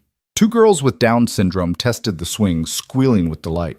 A teenager with cerebral palsy, more affected than Maya, navigated the space with a walker, his face transforming from skepticism to wonder. "You did this," Clara said quietly to Daniel. "We did this." He squeezed her hand. "I designed them. You made it possible. That's partnership." Maya tugged on Clara's sleeve. "Can I show everyone the Dragon Cave? The one I designed?" The Dragon Cave was a covered space with soft lighting and cushioned walls, perfect for children who needed sensory breaks. Maya had insisted on it, drawing elaborate plans that Clara's engineers had somehow translated into reality. "Go ahead, Bug," Daniel said. "You're the lead designer on this project." Maya took off running, her gait still slightly uneven, but confident, toward a cluster of kids examining the cave entrance. Within seconds, she was explaining features with the authority of someone who'd lived the need for these spaces. "She's incredible," Clara murmured, watching the little girl who'd become central to her entire world. She learned from the best. Daniel pulled Clara closer. "You taught her that being different is powerful, that she belongs everywhere. 6 months ago, she was having nightmares about that gallery. Now she's teaching other kids about accessible design." "She taught me just as much." Clara leaned into him, letting herself relax into the embrace. In public.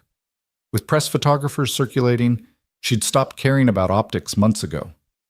"I spent 2 years telling myself I'd healed, but I was just hiding. Maya showed me the difference." A reporter approached, the 3rd one that morning.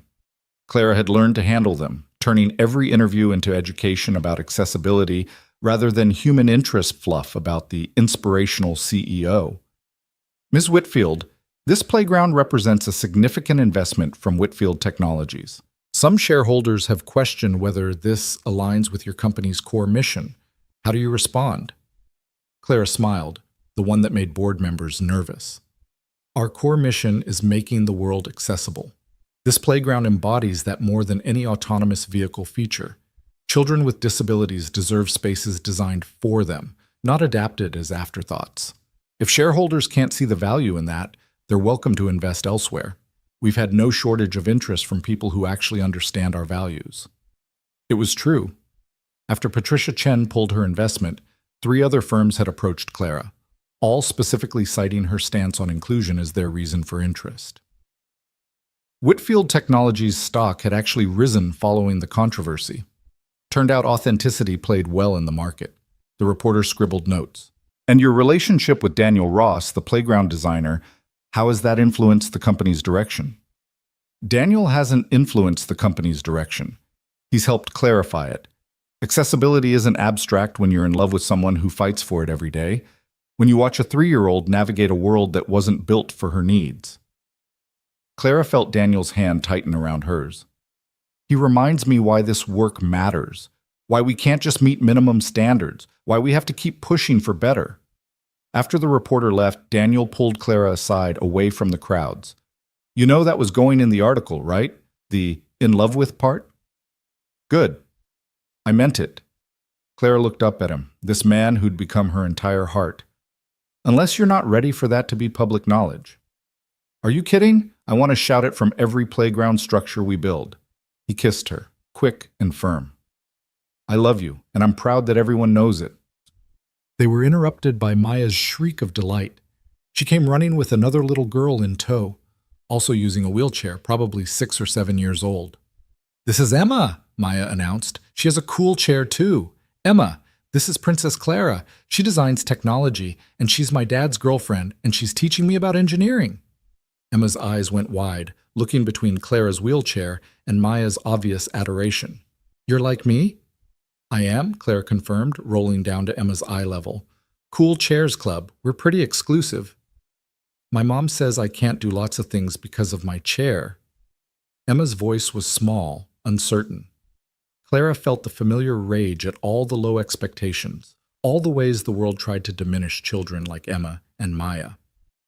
"Your mom's wrong. You can do different things, and you might do them differently, but the only limits are the ones we accept. You know what I do?" "What?" "I run a technology company worth almost $1 billion. I design features that help people like us navigate the world, and I date that guy over there," she pointed at Daniel, "who builds amazing playgrounds, all from this chair." Emma's face transformed. "Really?"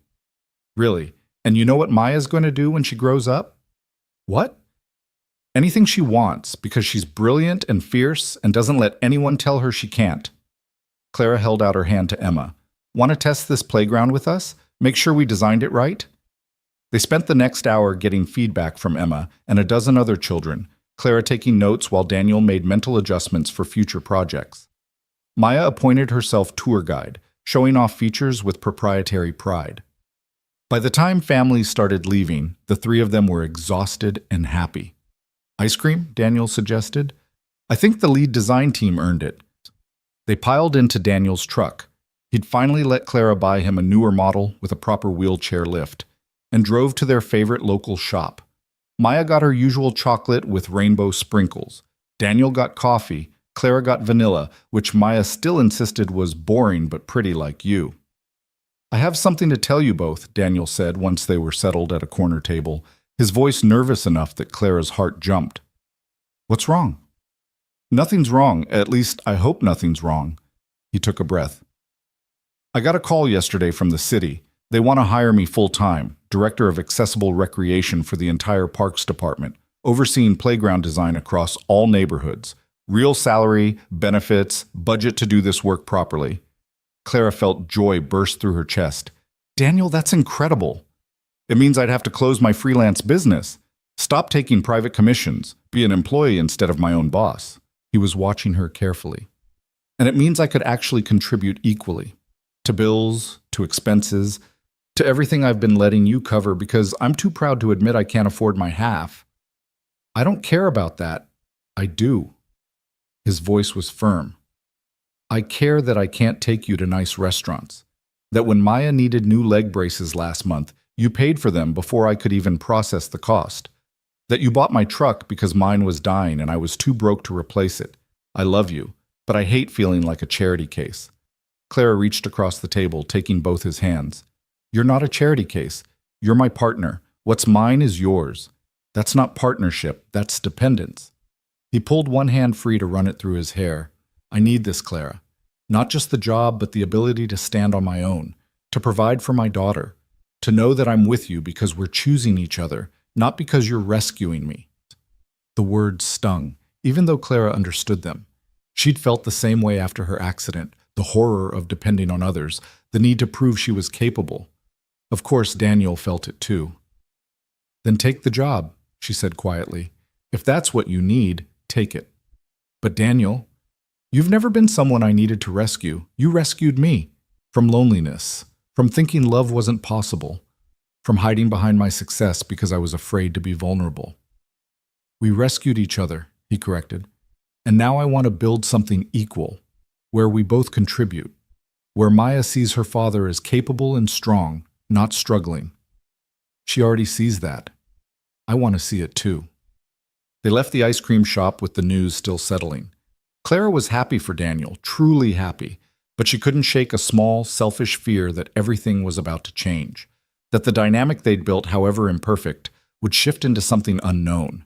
Her fears seemed realized when Daniel started the new job 3 weeks later. Suddenly, he had meetings during their usual lunchtimes, evening deadlines that meant canceled dinners, weekend work when playgrounds needed emergency repairs. The chaotic, flexible schedule that had allowed them to build their relationship around Maya's needs became rigid and demanding. "I miss you," Clara said one Thursday night, 3 weeks into Daniel's new position. They were on the phone. She at her penthouse, he at his house, Maya already asleep. We used to see each other every day. Now I feel like we're scheduling appointments. I know, I'm sorry. This new job, there's so much to catch up on. Years of neglected maintenance, outdated designs, budget fights with bureaucrats who don't understand why accessibility costs more. His exhaustion bled through the phone. I'm doing important work, but I feel like I'm failing you and Maya in the process. You're not failing anyone. Maya asked tonight why you don't come for dinner anymore. I told her you're busy with your company, but the truth is, I'm the one who's too busy now, who can't make it work. Clara felt tears prick her eyes. We'll figure it out, adjust to the new schedule. This is just a transition period. What if it's not? Daniel's voice dropped. What if this is just who we are now? Two busy people who love each other but can't find time to actually be together. My ex-wife left for less. She said I was always working, never present, that she was tired of fighting for my attention. I'm not your ex-wife. No, you're better, which is why I can't let myself do the same thing to you that I did to her. He sighed. Maybe we need to take a step back, figure out if this actually works when we're both committed to demanding careers. The words felt like a gut punch. Are you breaking up with me? No, God, no. I'm just saying maybe we've been living in a bubble, playing house on borrowed time. And now that reality's intruding, we need to be honest about whether we can sustain this. They ended the call without resolution.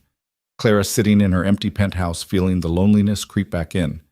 She'd been so certain that they could build something lasting. But maybe Daniel was right. Maybe love wasn't enough when two full lives collided. The doubt festered over the following weeks. They saw each other in snatches, quick lunches, brief phone calls, one dinner where they were both so exhausted they barely talked.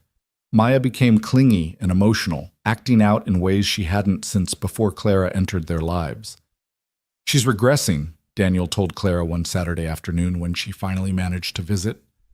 Maya was having a meltdown in her room, refusing to see Clara because you don't come anymore anyway. Let me talk to her, Clara said. She specifically asked for you not to.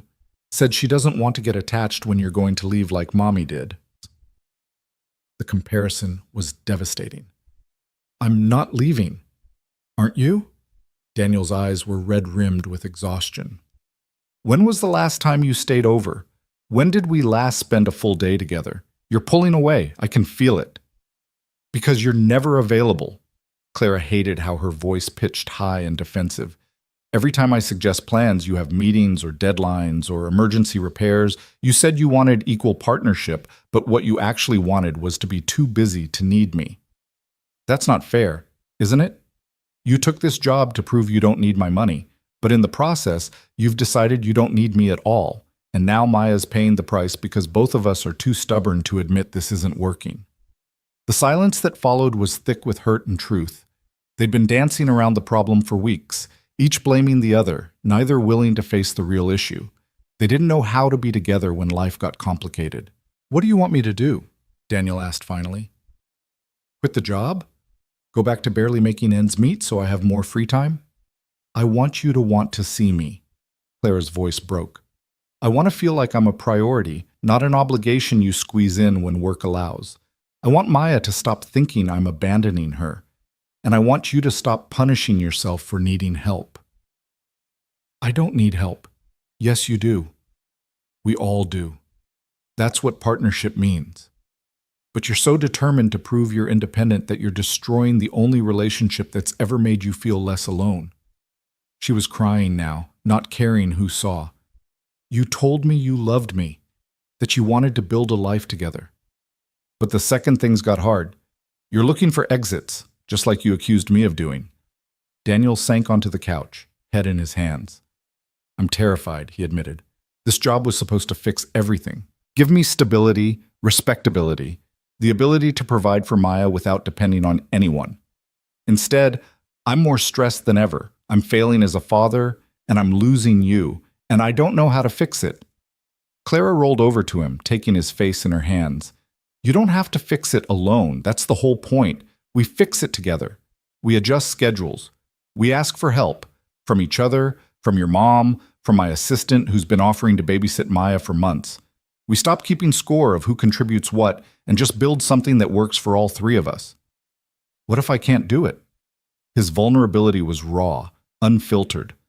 What if I'm not capable of balancing career and fatherhood and being the partner you deserve? Then we fail together and figure out plan B. But Daniel, you don't get to quit on us before we've really tried. Maya deserves better. I deserve better. And so do you. He pulled her close, burying his face in her neck. They stayed like that until Maya's crying quieted, until the sun shifted through the windows and painted everything gold. When they finally pulled apart, something had shifted. Not solved, but acknowledged. The problem wasn't that they couldn't make it work. The problem was they'd stopped trying. "Can I talk to Maya?" Clara asked. Daniel nodded, looking exhausted but relieved. Clara rolled to Maya's door, knocking gently. "Go away," came the muffled response. "It's Clara. Can I come in?" Silence. Then, quietly, "Okay." Maya was curled on her bed, face blotchy from crying, holding the drawing of their family like a talisman. She looked so small and heartbroken that Clara felt her chest crack open. "I'm sorry," Clara said immediately. "I'm sorry I haven't been here. I'm sorry you thought I was leaving, and I'm sorry I made you feel like you weren't important to me." "Daddy said you're both really busy." Maya's voice was tiny. "Too busy for me." "That's not true. We're busy, yes. But you're the most important thing. To both of us. And we forgot that for a little while. We got caught up in work and stress and grown-up problems. But that's our mistake, not yours. Are you going to leave like Mommy?" Clara felt tears stream down her face. "No, baby. I'm not going anywhere. I love you. I love your daddy. And I'm going to do better about showing up, about being here even when life gets hard. Okay?" Maya studied her with 3-year-old intensity. "Promise?" "I promise. And you know what? When I make promises, I keep them. Remember when I promised we'd finish the cardboard castle? We did it. When I promised to come to your show and tell, I was there. I promise I'm staying. Even when I'm bad? You're not bad. You're hurt and scared and acting out because those are big feelings. But you're never bad. You're perfect exactly as you are." Maya launched herself at Clara, nearly knocking her out of the wheelchair with the force of her hug. Clara held her tight, this child who'd become her daughter in all but paperwork, and made silent promises to do better. To show up. To fight for this family they were building. When Daniel appeared in the doorway, looking uncertain, Clara held out one arm. He joined the embrace, the three of them holding each other like survivors of a storm finally reaching shore. "We need to talk," Clara said once Maya had calmed down. "All three of us. About how we make this work. What we need from each other. What we can compromise on and what we can't."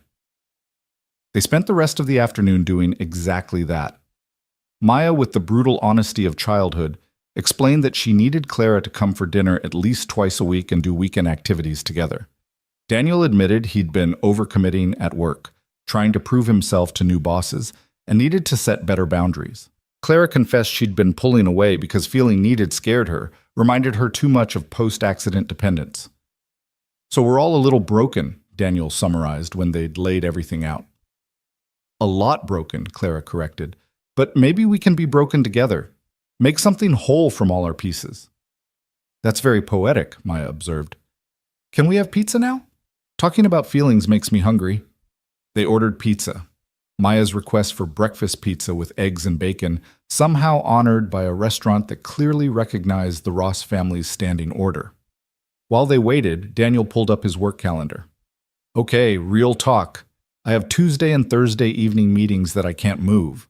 Wednesday I'm usually on site until 6, but Mondays and Fridays I'm in the office and can leave by 5. Weekends I'm on call for emergencies, but that's maybe once a month." Clara pulled up her own calendar. "Board meetings are Tuesday mornings. Wednesday I host investor calls that run late, but I can block out Monday and Friday evenings. Thursday I could do lunch? I can't do Thursday lunch. That's when Maya has therapy. Can I come to therapy?" Clara asked. If Maya is comfortable with it, I'd like to understand better how to support her. Maya, who'd been listening while coloring, looked up. "You want to come to therapy?" "If you'll let me, it's part of your life." I want to be part of all of it, not just the easy parts. Maya considered this with her usual gravity. Okay, but you have to sit on the floor, that's the rule. Everyone sits on the floor at therapy. Deal. They built a schedule that was imperfect but possible. 2 family dinners a week, 1 weekend day together, Thursday therapy sessions, and a new rule, emergencies aside, work stopped at Maya's bedtime. No emails, no calls, just presence. This means I need to hire another assistant, Claire said. Someone to handle after-hours issues so I'm not constantly on call. And I need to delegate better. Stop trying to personally oversee every playground inspection. Daniel ran his hand through his hair. My boss keeps telling me to trust the team. Maybe I should actually try that. And I need both of you to not treat me like a baby, Maya added. I'm almost 4, that's basically grown up. Absolutely ancient, Clara agreed seriously. Practically decrepit. Maya giggled, the sound like medicine for all the hurt of the past weeks. They ate pizza on the living room floor, mapping out the next month's schedule, finding gaps and overlaps, making compromises. It wasn't perfect. They'd still have conflicts and missed connections and days when work demanded more than they wanted to give. But they were trying, together, as a family. That's when the blog post hit. Clara didn't see it at first. She'd learned to ignore most internet commentary about her life. But Sunday morning, her phone started exploding with messages from concerned friends and colleagues. She finally clicked on a link Jennifer sent with a simple warning, prepare yourself. The blog was called Accessibility Advocate or Fraud, a hit piece written by someone with an axe to grind and apparently unlimited time for stalking. It featured photos from the gallery event months ago, zoomed-in shots that captured Clara standing briefly with Daniel's support. More photos from the playground opening, Clara on her feet for the ribbon cutting. Video clips from therapy sessions that Maya's treatment center must have leaked, showing Clara working on standing and walking with assistance. The headline screamed, Tech CEO Clara Whitfield accused of faking disability, relationship with playground designer raises questions about authenticity. The post was vicious. It claimed Clara had exaggerated her injuries for sympathy, that she used her wheelchair for attention while being fully capable of walking, that her relationship with Daniel was a PR stunt to seem more relatable, that every accessibility feature she'd championed was performative rather than necessary. Worse, it included photos of Maya, clearly taken without permission, with speculation about whether Clara was using the child with cerebral palsy as a prop to legitimize her advocacy. Clara felt physically ill reading it, not because the accusations about her hurt, though they did, cutting deep into every insecurity she'd fought to overcome, but because they dragged Maya into this, exposed a child, questioned her disability, her father's motives, their entire family's authenticity. Her phone rang. Daniel. Tell me you haven't seen it, he said immediately. I've seen it. Clara, I'm so sorry. I don't know who took those photos of Maya. Her therapy center is investigating, but this isn't your fault. Clara's voice was shaking. This is someone who wants to hurt me and doesn't care who else gets damaged in the process. They're calling Maya a prop, saying I'm using her disability to get close to you for your money. Daniel's rage bled through the phone. They posted photos of my house, Clara. My address is in the comments. People are showing up to take pictures, yelling questions about whether Maya's really disabled or if we're both faking. Oh my God. I've called the police. They say without direct threats, there's not much they can do. I'm keeping Maya inside, but she's scared. She doesn't understand why strangers are taking pictures, why people are saying mean things about us. Claire's mind raced. Pack a bag, both of you. Come to my place. Now. I have security. No one can get to you there. Clara, don't argue. This is my fault. My public life, my spotlight. I'm not letting you and Maya stay somewhere you're not safe. Pack. I'm sending my driver. We can't just move in with you. Why not? The question hung in the air. We've been dancing around this for months, pretending we're not building toward a life together because we're both scared. But I love you. I love Maya. And I will burn down whoever wrote this post, but first I need to know you're both safe. So pack a damn bag, Daniel, and let me protect my family. Silence. Then quietly. Okay. We'll come. Clara spent the next 3 hours preparing. Her penthouse had 3 bedrooms, One she used as an office, one guest room that had never been occupied. She converted the office into Maya's room in record time, ordering furniture that could be delivered and assembled same day. Disability-friendly fixtures in the bathroom, art supplies, a nightlight, everything a 3-year-old might need to feel safe in an unfamiliar space. By the time Daniel and Maya arrived, Clara had also contacted her lawyer about cease and desist orders, her PR team about response strategies, and a private investigator about finding the blog's author. She was in full CEO mode, commanding, decisive, ruthless. But when Maya walked in clutching her stuffed bear and looking terrified, Clara softened completely. "Hey, Princess, welcome to the castle. Is this where you live?" Maya looked around the expansive space with wide eyes. "It's so big." "It is, and kind of lonely, honestly. I'm glad you're here." Clara led them down the hall. "Want to see your room? I tried to make it perfect for you." What she'd created in 3 hours was a child's dream. Soft purple walls, courtesy of very expensive rush painting, a bed shaped like a castle tower, a corner filled with adaptive toys and art supplies. Maya's face transformed from fear to wonder. "This is mine? All yours, for as long as you need it." Maya ran to explore every corner while Daniel stood in the doorway, looking overwhelmed.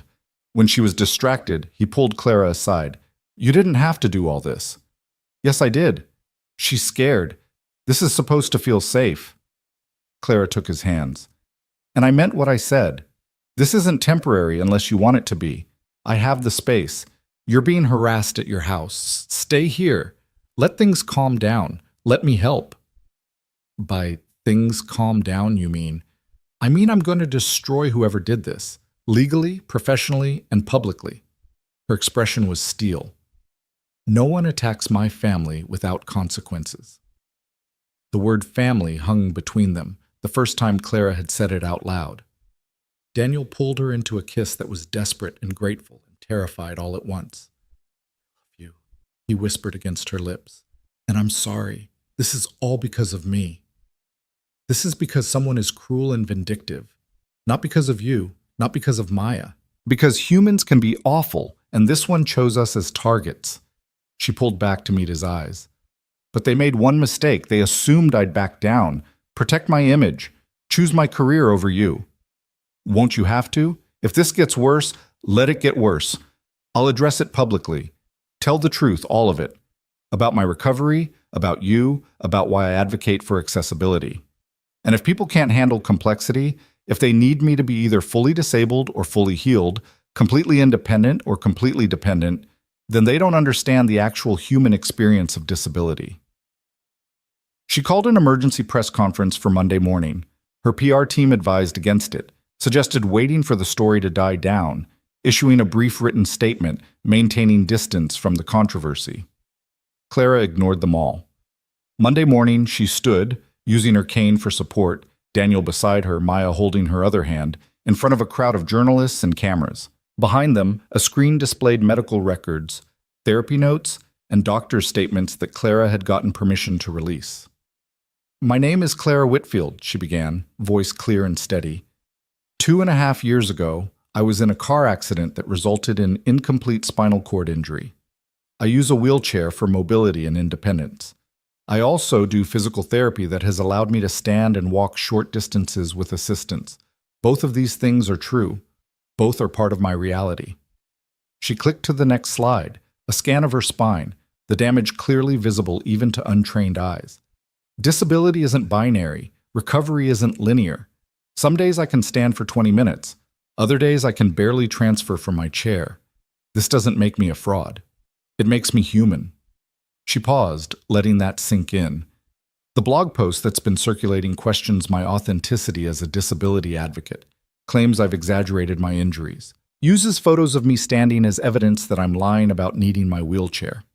Another click. Photos of her at various events, some in her chair, some standing, some in obvious pain. This is ableism, the belief that disability has to look one specific way to be legitimate, that anyone who can stand doesn't deserve accommodation, that using mobility aids is giving up rather than gaining independence. It's harmful. It's wrong. And it needs to stop. She felt Daniel's hand on her shoulder, grounding her. The post also attacks Daniel Ross and his daughter Maya, suggesting they're using disability for attention or financial gain. Let me be absolutely clear. Daniel builds playgrounds for children with disabilities because his daughter has cerebral palsy and he wants her to have spaces where she belongs. He took a job with the city, making a fraction of what he could make in private sector because he believes in accessible recreation. He's in a relationship with me because we fell in love. Complicated, imperfect, real love. Maya squeezed Clara's hand. Several journalists were already typing frantically. And Maya is 3 years old. She's a child. She has cerebral palsy. She works incredibly hard in therapy to build strength and coordination. And she deserves privacy and protection, not to be photographed without consent and used as ammunition in attacks against her father and the woman who loves her. Clara's voice hardened, the CEO showing through. I've filed multiple legal actions against the blog's author: defamation, invasion of privacy, harassment, and dissemination of illegally obtained medical records. I will pursue these to the fullest extent of the law. I will also be working with legislators to strengthen protections around disability privacy and prevent this kind of attack from happening to others. She looked directly into the cameras. To everyone watching who uses a wheelchair sometimes and walks sometimes, who has invisible disabilities or fluctuating conditions, who doesn't fit neat categories, you're valid. You're not faking. You don't owe anyone your medical history or justification for your accommodations. And anyone who questions your legitimacy is wrong. The press conference dissolved into questions. Clara answered them all with unflinching honesty about her recovery timeline, her relationship with Daniel, Maya's diagnosis, why she chose to go public rather than staying silent. By the time it ended, she was exhausted but resolute. The response was immediate and polarized. Half the internet rallied behind Clara. Disability advocates praising her transparency, fellow wheelchair users sharing their own stories of fluctuating ability, thousands of comments about the harmful nature of disability gatekeeping. The other half doubled down. Conspiracy theorists convinced this was elaborate damage control, critics claiming she was exploiting Maya for sympathy, trolls posting increasingly vicious attacks. But something unexpected happened too. Other public figures started sharing their stories. A famous actor admitted using mobility aids off camera while walking short distances for roles. An Olympic athlete talked about her chronic pain condition that flared unpredictably. A comedian went viral with a routine about being not disabled enough for some people while being too disabled for others.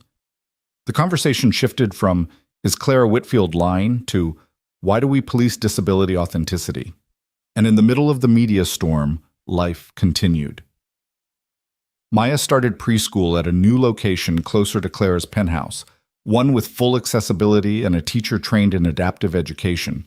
Daniel navigated his new job while learning to live in a space that was Clara's, but becoming theirs. Clara ran her company while fielding interview requests and speaking opportunities about disability representation. They had family dinners on Mondays and Fridays, Maya's therapy on Thursdays, now with Clara in attendance, sitting on the floor per regulation. Weekend mornings at playgrounds Daniel designed, evenings curled on the couch watching movies, Maya between them. It wasn't perfect. The blog's author remained anonymous despite the private investigators' efforts. Trolls continued harassing them online. Daniel still struggled with feeling dependent, now living in Clara's home instead of his own. Maya had nightmares about cameras and strangers, but they were together, building something real from all their broken pieces. And somewhere in the chaos of public scrutiny and private healing, Clara realized something. She was happy. Messily, complicatedly, imperfectly happy. The kind that came from choosing love even when it was hard, from showing up even when it was inconvenient, from letting people see the parts of herself she'd spent years hiding. She was done performing, done pretending, done with careful control. She was just Clara, wheelchair user, CEO, girlfriend, almost mother to a 3-year-old who called her princess and believed she could do anything. And maybe, just maybe, that was enough. 3 months after the press conference, Clara stood in her physical therapist's office, staring at a set of parallel bars that had become both her greatest enemy and her most stubborn challenge. Daniel sat in the corner with Maya, who was coloring a picture she'd declared was Daddy and Princess Clara getting married, which had become her latest obsession, despite no actual proposal having occurred. You've been avoiding this, Dr. Sarah Chen observed, arms crossed.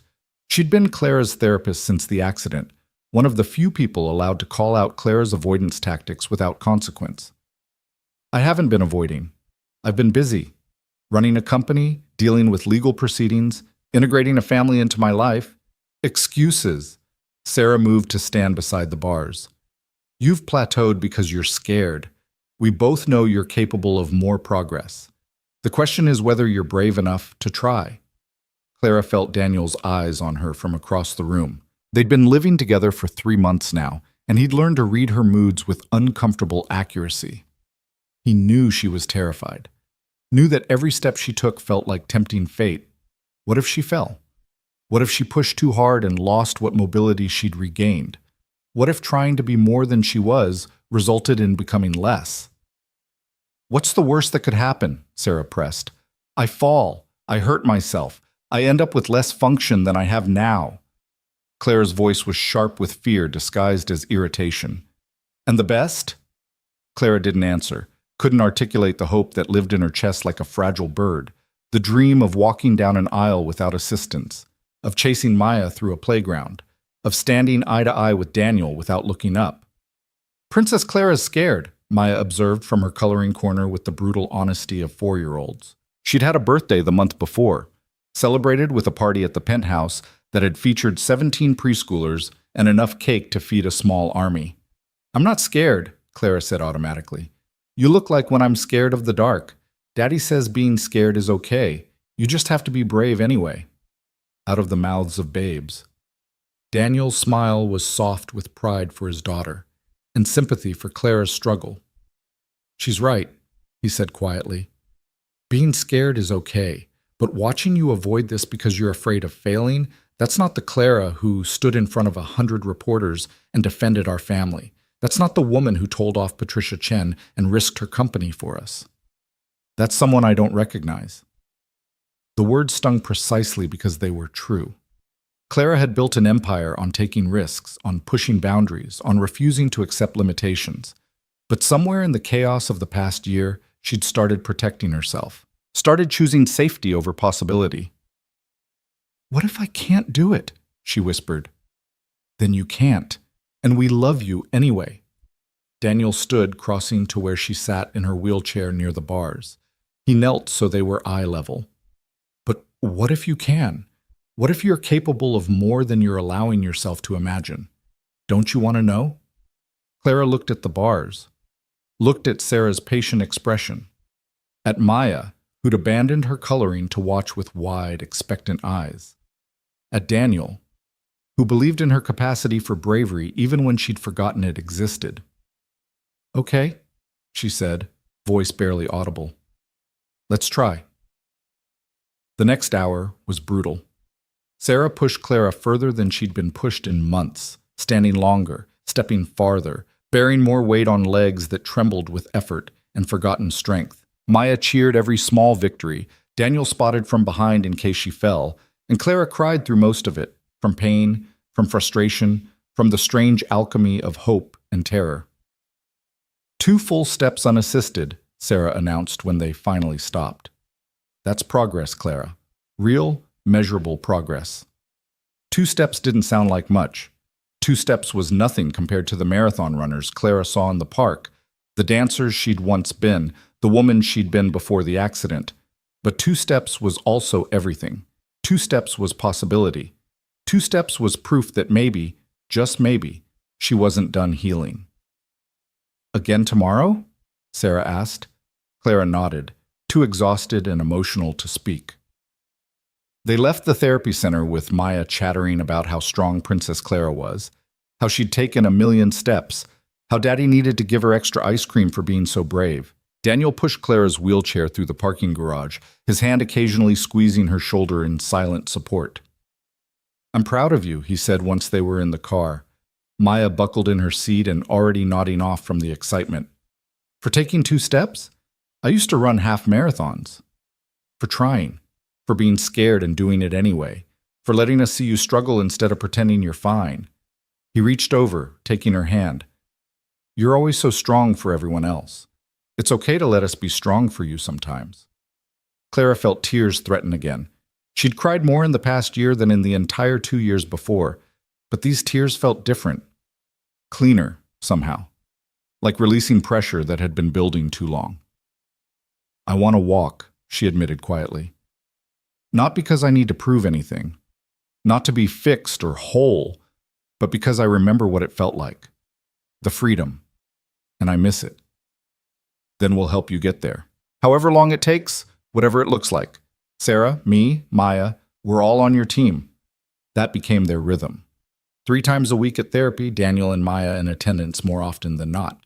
Maya appointed herself the official cheerleader, creating elaborate posters that proclaimed things like "Princess Clara is the strongest" and "Walking is hard, but you can do it." Daniel became Clara's training partner, researching exercises and techniques, celebrating every millimeter of progress. And slowly, painfully, Clara got stronger. 2 steps became 4. Standing for 5 minutes became 15. Walking with a walker became walking with a cane became, months later, on a random Tuesday that felt like any other day, walking 10 feet completely unassisted. Clara collapsed into Daniel's arms at the end of those 10 feet, sobbing so hard she couldn't breathe. Sarah was cheering, Maya was screaming with delight, and Daniel was whispering, "I knew you could, I knew you could, I knew you could," like a prayer into Clara's hair. "I did it," Clara gasped. "I actually did it." "You did it," Daniel confirmed, pulling back to look at her face. His own cheeks were wet. "You incredible, stubborn, amazing woman. You did it." But even as they celebrated, Clara knew the truth. This wasn't a cure. She'd still use her wheelchair most of the time. It was faster, less exhausting, more practical for her life. She'd still have bad days when standing was impossible, when pain flared, when her body reminded her that healing wasn't linear. The 10 feet she'd walked didn't erase her disability or make her normal. What it did was give her options, give her choice, give her the ability to decide how she moved through the world rather than having that decision made by her injury. That night, after Maya was asleep, Clara and Daniel sat on the penthouse balcony overlooking the city. The lights sparkled below them like grounded stars. Daniel had his arm around Clara's shoulders, her head resting against his chest, the night air cool and perfect. "Can I ask you something?" Daniel said quietly. "Always. Why haven't we talked about making this permanent? We've been living together for 6 months. Maya calls you Mama Clara now when she thinks we're not listening. We're raising her together, building a life together. But we've never actually discussed what that means. Whether this is temporary until things calm down or..." He trailed off and Clara felt her heart race. They'd been dancing around this conversation for months, both too scared to name what they were building. "Or whether this is forever," Clara finished. "Yeah, that." She sat up, turning to face him. "Daniel Ross, are you asking me to marry you?" "I don't know. Maybe. I don't have a ring. I didn't plan this. I just..." He ran his hand through his hair, nervous in a way that was endearing. "I know that I love you. I know Maya loves you. I know that every morning I wake up grateful you're here, and every night I fall asleep hoping you'll still be here tomorrow. And I know that when I imagine the future, 5 years, 10 years, the rest of my life, you're in every picture. So yeah, maybe I am asking if you'd want that, if you could see yourself married to a guy who still can't figure out how to work your espresso machine and whose daughter has decided our wedding should involve a dragon." Clara felt laughter bubble up through tears. "A dragon?" "She's very insistent, says all good weddings need a dragon. I tried to explain that's not traditional, but she cited the cardboard castle as precedent. She's not wrong. The dragon was an important architectural element. So is that a yes?" Clara looked at this man who'd asked her to dance when she thought she'd never dance again, who'd held her through panic attacks and celebrated 2-step victories, who'd stood beside her through media storms and public scrutiny, who'd trusted her with his daughter's heart and his own. "Ask me properly," she said. Daniel slid off the couch onto one knee in front of her wheelchair, taking both her hands.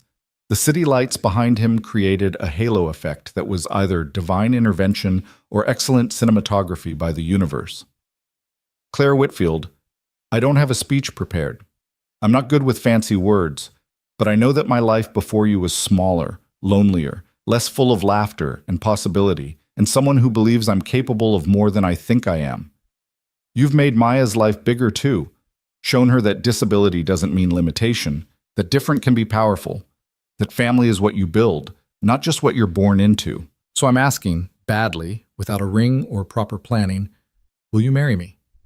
Will you be Maya's mother and my wife and let us spend the rest of our lives trying to deserve you?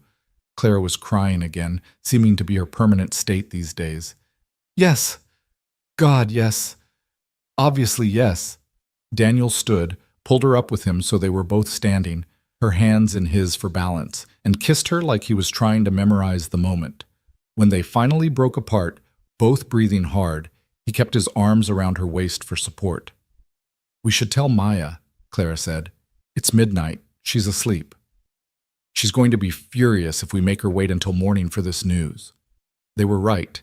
They woke Maya gently, and she sat up in her castle bed looking confused and grumpy until Daniel said, Princess Clara said yes. Maya's face transformed. Yes to what? To marrying Daddy, Clara explained, sitting on the edge of the bed. To being a family. Officially. Legally. Forever. With a dragon? Maya shrieked at a volume that would probably wake the neighbors, but Clara couldn't bring herself to care. With whatever you want, Clara promised. Maya launched herself at them, and they all tumbled into a tangle of arms and legs and tears and laughter. This was her family now, messy and complicated and absolutely perfect. The wedding planning was chaos. Maya had opinions about everything. The dragon requirement stood firm, along with demands for a purple dress, a castle cake, and flowers that smelled like happiness. Clara's mother, who'd been skeptically watching this relationship develop, flew in from Florida and immediately fell in love with Maya. Daniel's mother cried when they told her, pulling Clara into a hug and whispering, "Thank you for giving them back themselves." The press, of course, had a field day. Wheelchair CEO to marry playground designer in fairytale wedding, read one headline. Clara Whitfield finds love after disability advocacy controversy, read another. Clara ignored most of it, but granted one interview to a disability-focused publication where she talked honestly about love, access, and building families that look different than tradition. People keep calling this a fairy tale, the interviewer observed. Do you see it that way? Clara thought about the question carefully. Fairy tales are perfect. This isn't perfect. We've struggled with money and schedules and public scrutiny. We've had fights about how to raise Maya, about balancing careers, about whose turn it is to do dishes. Daniel has bad days when he's exhausted and short-tempered. I have bad days when my body doesn't cooperate, and I'm frustrated with everything. Maya has meltdowns and developmental challenges, and sometimes says hurtful things she doesn't mean. She paused, looking at where Daniel and Maya were examining wedding venues through a window. But it's real. It's honest. We chose each other knowing all the complicated parts. That's not a fairy tale. That's better. That's sustainable. The venue search proved predictably difficult. Most wedding locations weren't as accessible as they claimed. Stairs to entrances, narrow bathrooms, seating that didn't accommodate wheelchairs. Claire was ready to just rent out a park when Maya announced she knew the perfect place. The playground! The first one we built! With the castle. It was unconventional. It was completely Maya. And when Clara rolled through the accessible playground they'd designed together, the one that had started their public partnership, the one where children of all abilities played side by side, she knew it was perfect. They planned for late spring when the weather would be reliable and the flowers would be blooming. Maya threw herself into preparation with the focus of a tiny wedding planner, creating detailed drawings of how everything should look. The dragon, it turned out, would be a sculpture Daniel designed and built, a friendly-looking creature with flowers woven through its spikes, positioned near the ceremony arch. Because dragons are misunderstood, Maya explained seriously. People think they're scary, but they're actually nice. Like how people thought Princess Clara couldn't do things, but she can do everything. Clara had to walk away before she started crying in front of the 4-year-old who'd somehow become the wisest person she knew. The legal proceedings against the blog finally concluded 2 weeks before the wedding. The author, a former Whitfield Technologies employee Clara had fired for ethical violations, was found guilty of defamation, harassment, and illegal distribution of medical records. The settlement was substantial, all of which Clara donated to disability advocacy organizations. Do you feel better? Daniel asked the night the verdict came through. Now that it's over? I feel, Clara searched for the word, vindicated, but also sad. This person was so angry, so determined to hurt me that they invaded our privacy and attacked a child. That doesn't go away just because a judge ruled in our favor.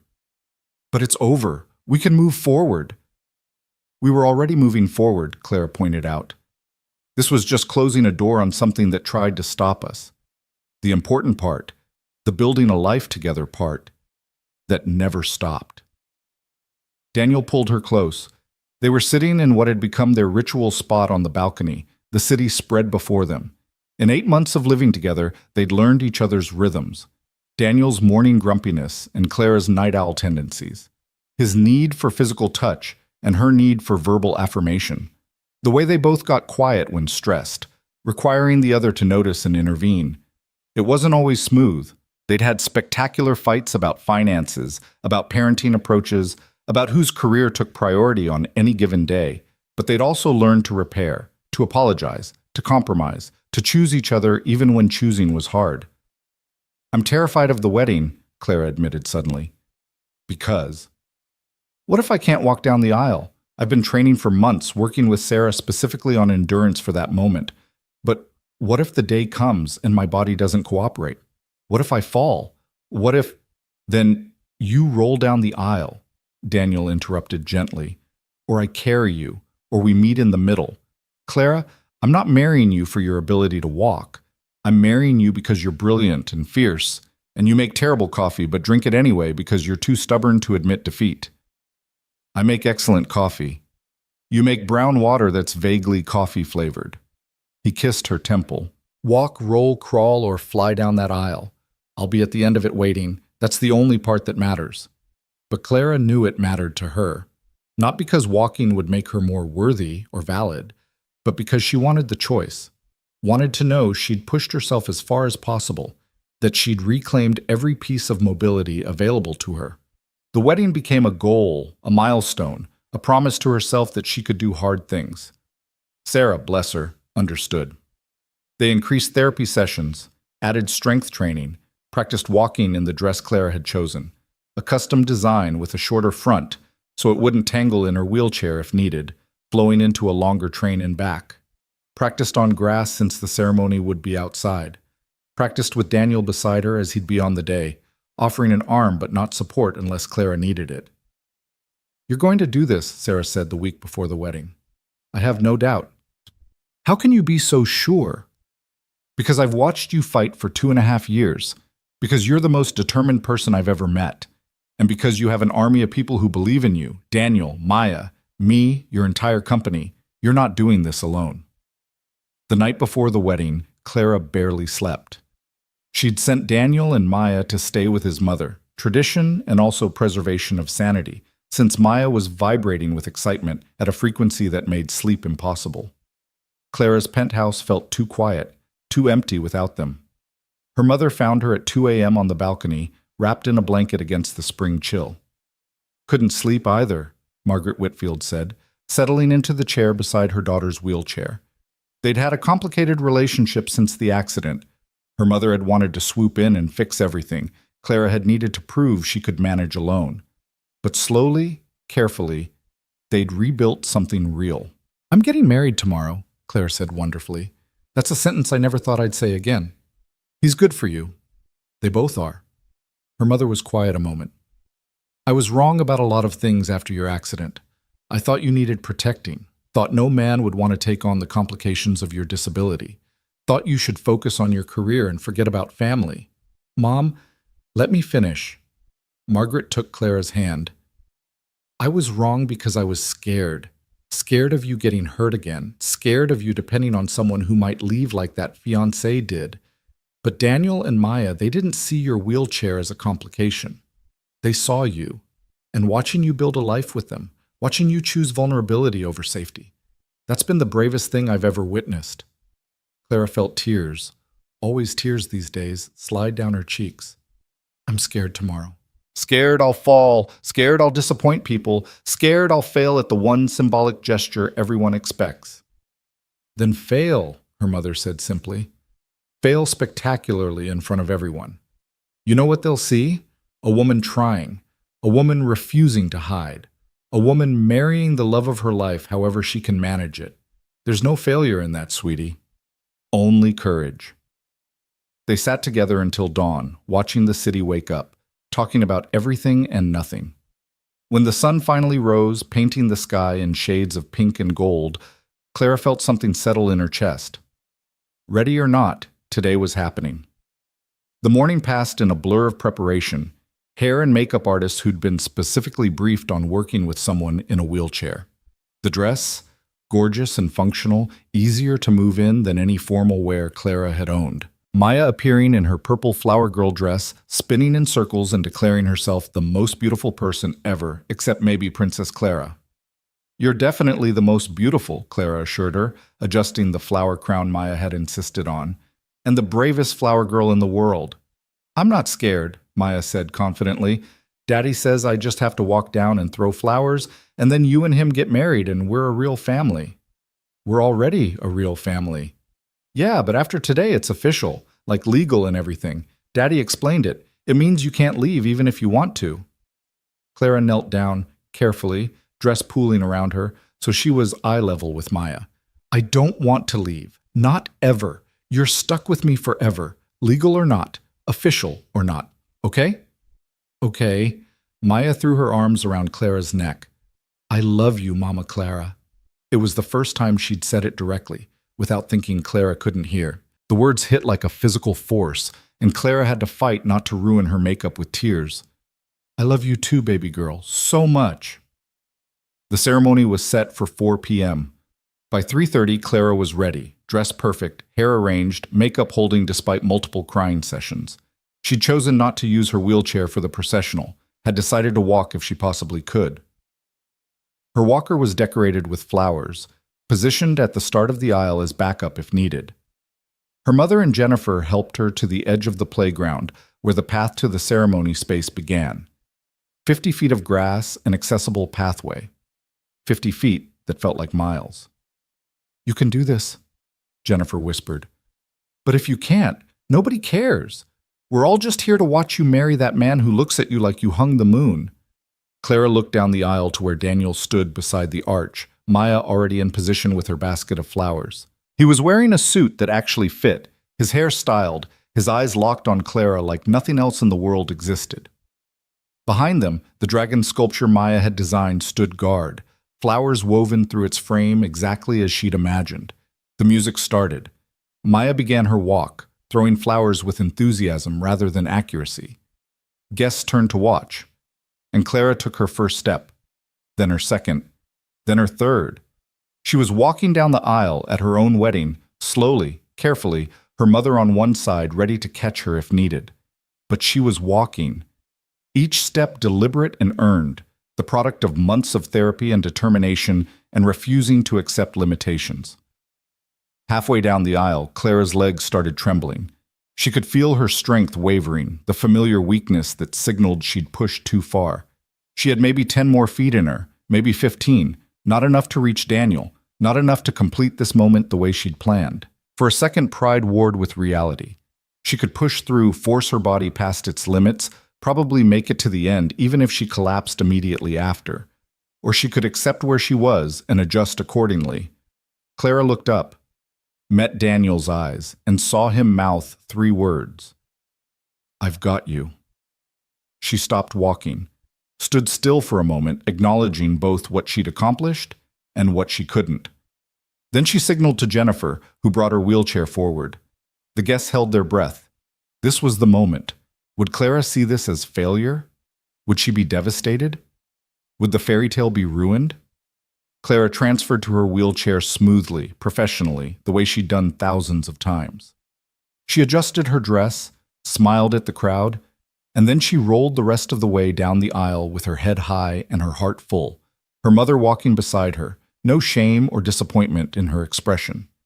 She'd walked as far as she could, and that was enough. When she reached Daniel, he knelt down immediately so they were eye level, took her hands, and said, loud enough for everyone to hear, "That was the most beautiful thing I've ever seen, not because you walked, though that was incredible, but because you knew when to stop. That's strength. I didn't make it all the way, Clara whispered. You made it all the way to me. That's the only distance that matters. The ceremony was beautiful. Maya managed to stay relatively still during the vows, only interrupting twice to ask when the dragon would do something. The officiant was a friend from Daniel's playground nonprofit who'd watched their relationship develop and wept through the entire reading. When it came time for vows, Daniel went first. Clara, I'm not good at words, but I'm good at showing up, at building things, at taking broken pieces and making them into something new. When I met you, I thought I was fine. Thought I had accepted my life. Single father, struggling financially, future mapped out, and small. Then you asked Maya about her cookie, and you let me push your wheelchair onto a dance floor, and suddenly my life got bigger. Scarier. More full of possibility than I knew what to do with. You taught me that strength isn't independence. It's knowing when to ask for help. That love isn't finding someone perfect. It's choosing someone real.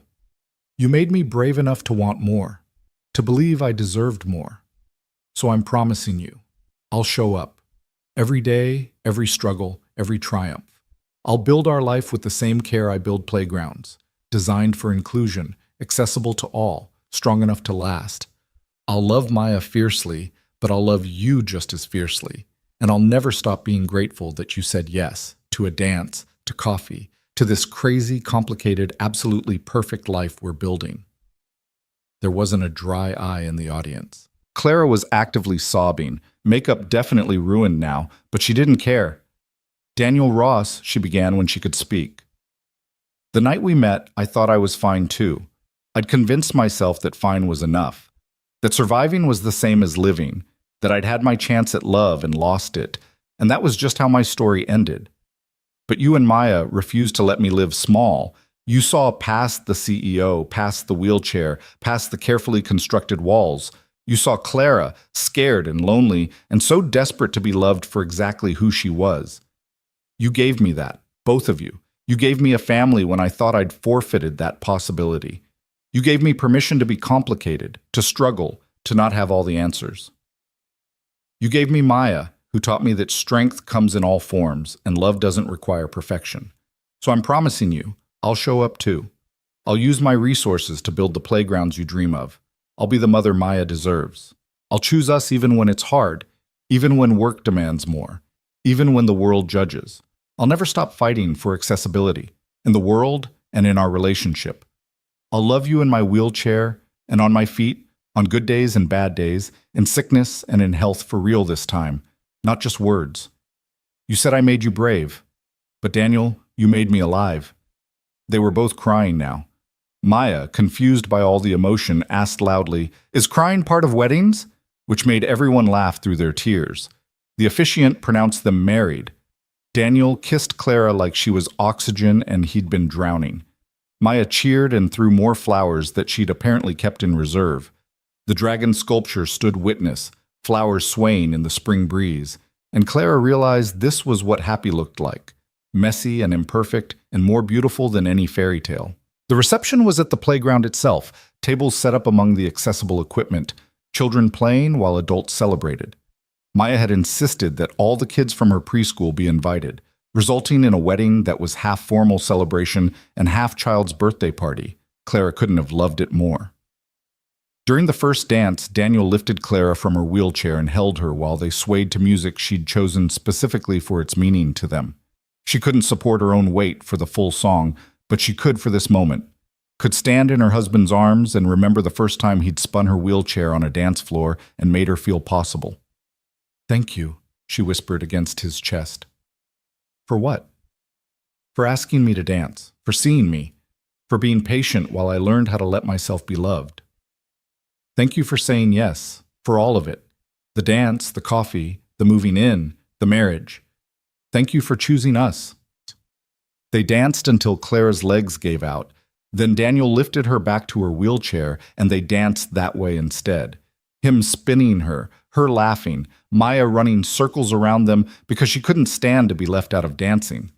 Later, during toasts, Clara's CFO stood up with a knowing smile. "I've worked with Clara for 5 years. I've seen her build an empire, survive scandal, revolutionize an industry. But I've never seen her happy until this year. Daniel, Maya, you didn't change her. You just reminded her that success isn't the same as fulfillment, that empires are meaningless without people to share them with. You made her human again. Thank you for that. Daniel's mother spoke next, voice thick with emotion. I watched my son become a father alone, watched him struggle and sacrifice and pour everything into Maya while believing he didn't deserve his own happiness. Clara, you gave him permission to want more. You loved my granddaughter like she was your own from day one. You built accessible playgrounds so Maya and kids like her have spaces to belong. You changed our lives in ways I can't even articulate. Welcome to our family. We love you. But the most powerful toast came from Maya herself, who insisted on having the microphone even though she could barely reach the stand. I used to think families were just people who lived together and had the same last name, she announced to the crowd with 4-year-old confidence. But then Daddy and Princess Mama Clara, taught me that families are people who choose each other, who show up when you're sad, who celebrate when you do hard things, who let you design dragons for their wedding even though most weddings don't have dragons. This got a laugh from the crowd. Mama Clara has a cool chair, and sometimes she walks, and sometimes she doesn't, and that's okay because she's perfect the way she is. Just like I'm perfect the way I am, even though I walk different and my brain works different. Daddy says love means accepting all the parts, even the hard ones. So I'm happy we're officially a family now, with paper and everything. The end. She handed back the microphone and ran to climb onto Clara's lap, burying her face in the wedding dress. Clara held her tight, this child who'd appeared in her life offering cookies and unconditional acceptance, who taught her more about courage than any board meeting or business deal ever could. As the evening wore on, Clara found herself watching her wedding guests with new eyes. Disability advocates she'd met through her work, colleagues from Whitfield Technologies, families from the Playground Project, Daniel's construction crew, Maya's teachers and therapists, people from every corner of their lives, all celebrating this union that had seemed impossible a year ago. The blog that had tried to destroy them had instead revealed their strength. The gallery event that had exposed their differences had pushed them to build something that integrated both worlds. Every obstacle had become an opportunity to choose each other more firmly. Happy? Daniel asked, appearing beside her wheelchair, with Maya drowsing in his arms, the little girl finally exhausted from excitement. Deliriously. Clara took his free hand, though I think our flower girl is done for the night. She lasted longer than I expected. Kid has stamina. He looked down at his daughter, their daughter now, legally and in every way that mattered. Should we head out, start our first night as the officially married family? They decided against a honeymoon, choosing instead to take Maya to the beach house Clara had rented for a week. Family time rather than couple time, because that was who they were now. Not just 2 people in love, but 3 people building a life together. The guests sent them off with sparklers and cheers. Maya woke up long enough to throw flower petals from the car window, shouting, "We got married!" to confused pedestrians. When they finally arrived at Clara's penthouse, their home now, not just hers, it was after midnight. Daniel carried a sleeping Maya to her room, while Clara transferred to her everyday wheelchair, hanging her wedding dress carefully for preservation. When he returned, they collapsed together on the couch, where they'd had their first real conversation about being terrified together. "We did it," Daniel said wonderingly. "We actually got married, built a family, made this weird, impossible thing work." "It's not impossible if we're living it," Clara pointed out. "Maybe it was just improbable, but a lot of the best things are." They sat in comfortable silence, the city lights streaming through the windows, their sleeping daughter down the hall, marriage certificates signed and filed and official. Clara thought about the woman she'd been at that wedding almost 2 years ago, alone, isolated, convinced she'd forfeited happiness. If she could go back and tell that woman what was coming, she wouldn't believe it. "I keep thinking about what you said that first night," Clara murmured. "About loneliness, recognizing loneliness. And I don't feel lonely anymore. For the first time since the accident, maybe the first time in my whole life, I feel completely, utterly not alone." Daniel pulled her closer. "Good, because you're stuck with us now. Legally binding, no takebacks. Wouldn't dream of it. They fell asleep on the couch, tangled together, exactly where they'd been before, but different now. Changed by the choice to build something permanent from all their temporary pieces. When Maya woke them at dawn, demanding pancakes and asking if being married meant they could get a dog, they stumbled into their first morning as a married family with laughter and burnt pancakes, and the dog conversation that would apparently be ongoing. Clara watched Daniel flip pancakes while Maya narrated his every move and realized this was it. This was the life she'd been afraid to want, afraid to reach for, certain she didn't deserve. Not perfect, not a fairy tale, just real and honest and full of a love that didn't require her to be anything other than exactly who she was. She'd walked partway down the aisle and rolled the rest. She'd built an empire while building a family. She'd faced public scrutiny and private doubt. She'd learned that healing wasn't linear, that strength had many forms, that love was choosing someone even when, especially when, it was complicated. Years later, when people asked about their story, Clara would tell them the truth. It wasn't about a CEO finding love despite her disability. It wasn't about a single father rescuing a lonely woman. It wasn't about overcoming or triumphing or any other inspiration-porn verb. It was about two broken people who found each other at a wedding and decided that maybe, just maybe, broken pieces could fit together into something whole. It was about choosing vulnerability over safety, honesty over performance, messy reality over polished perfection. It was about a little girl with a cookie who saw a woman in a wheelchair and thought, cool chair, instead of can't. Who taught both adults that different wasn't less, that families were chosen, that love was shown through presence rather than perfection. And it was about Clara Whitfield, tech CEO, wheelchair user, wife, mother, learning that the bravest thing she ever did wasn't building a billion-dollar company or standing up to critics or walking down an aisle. It was saying yes when a wrinkled single dad asked her to dance. It was opening her heart to a 3-year-old with a dragon obsession. It was choosing to live instead of just survive. That was the real story. Not a fairy tale, just life, lived fully, with all its complications and triumphs and everything in between. And it was more than enough. It was everything.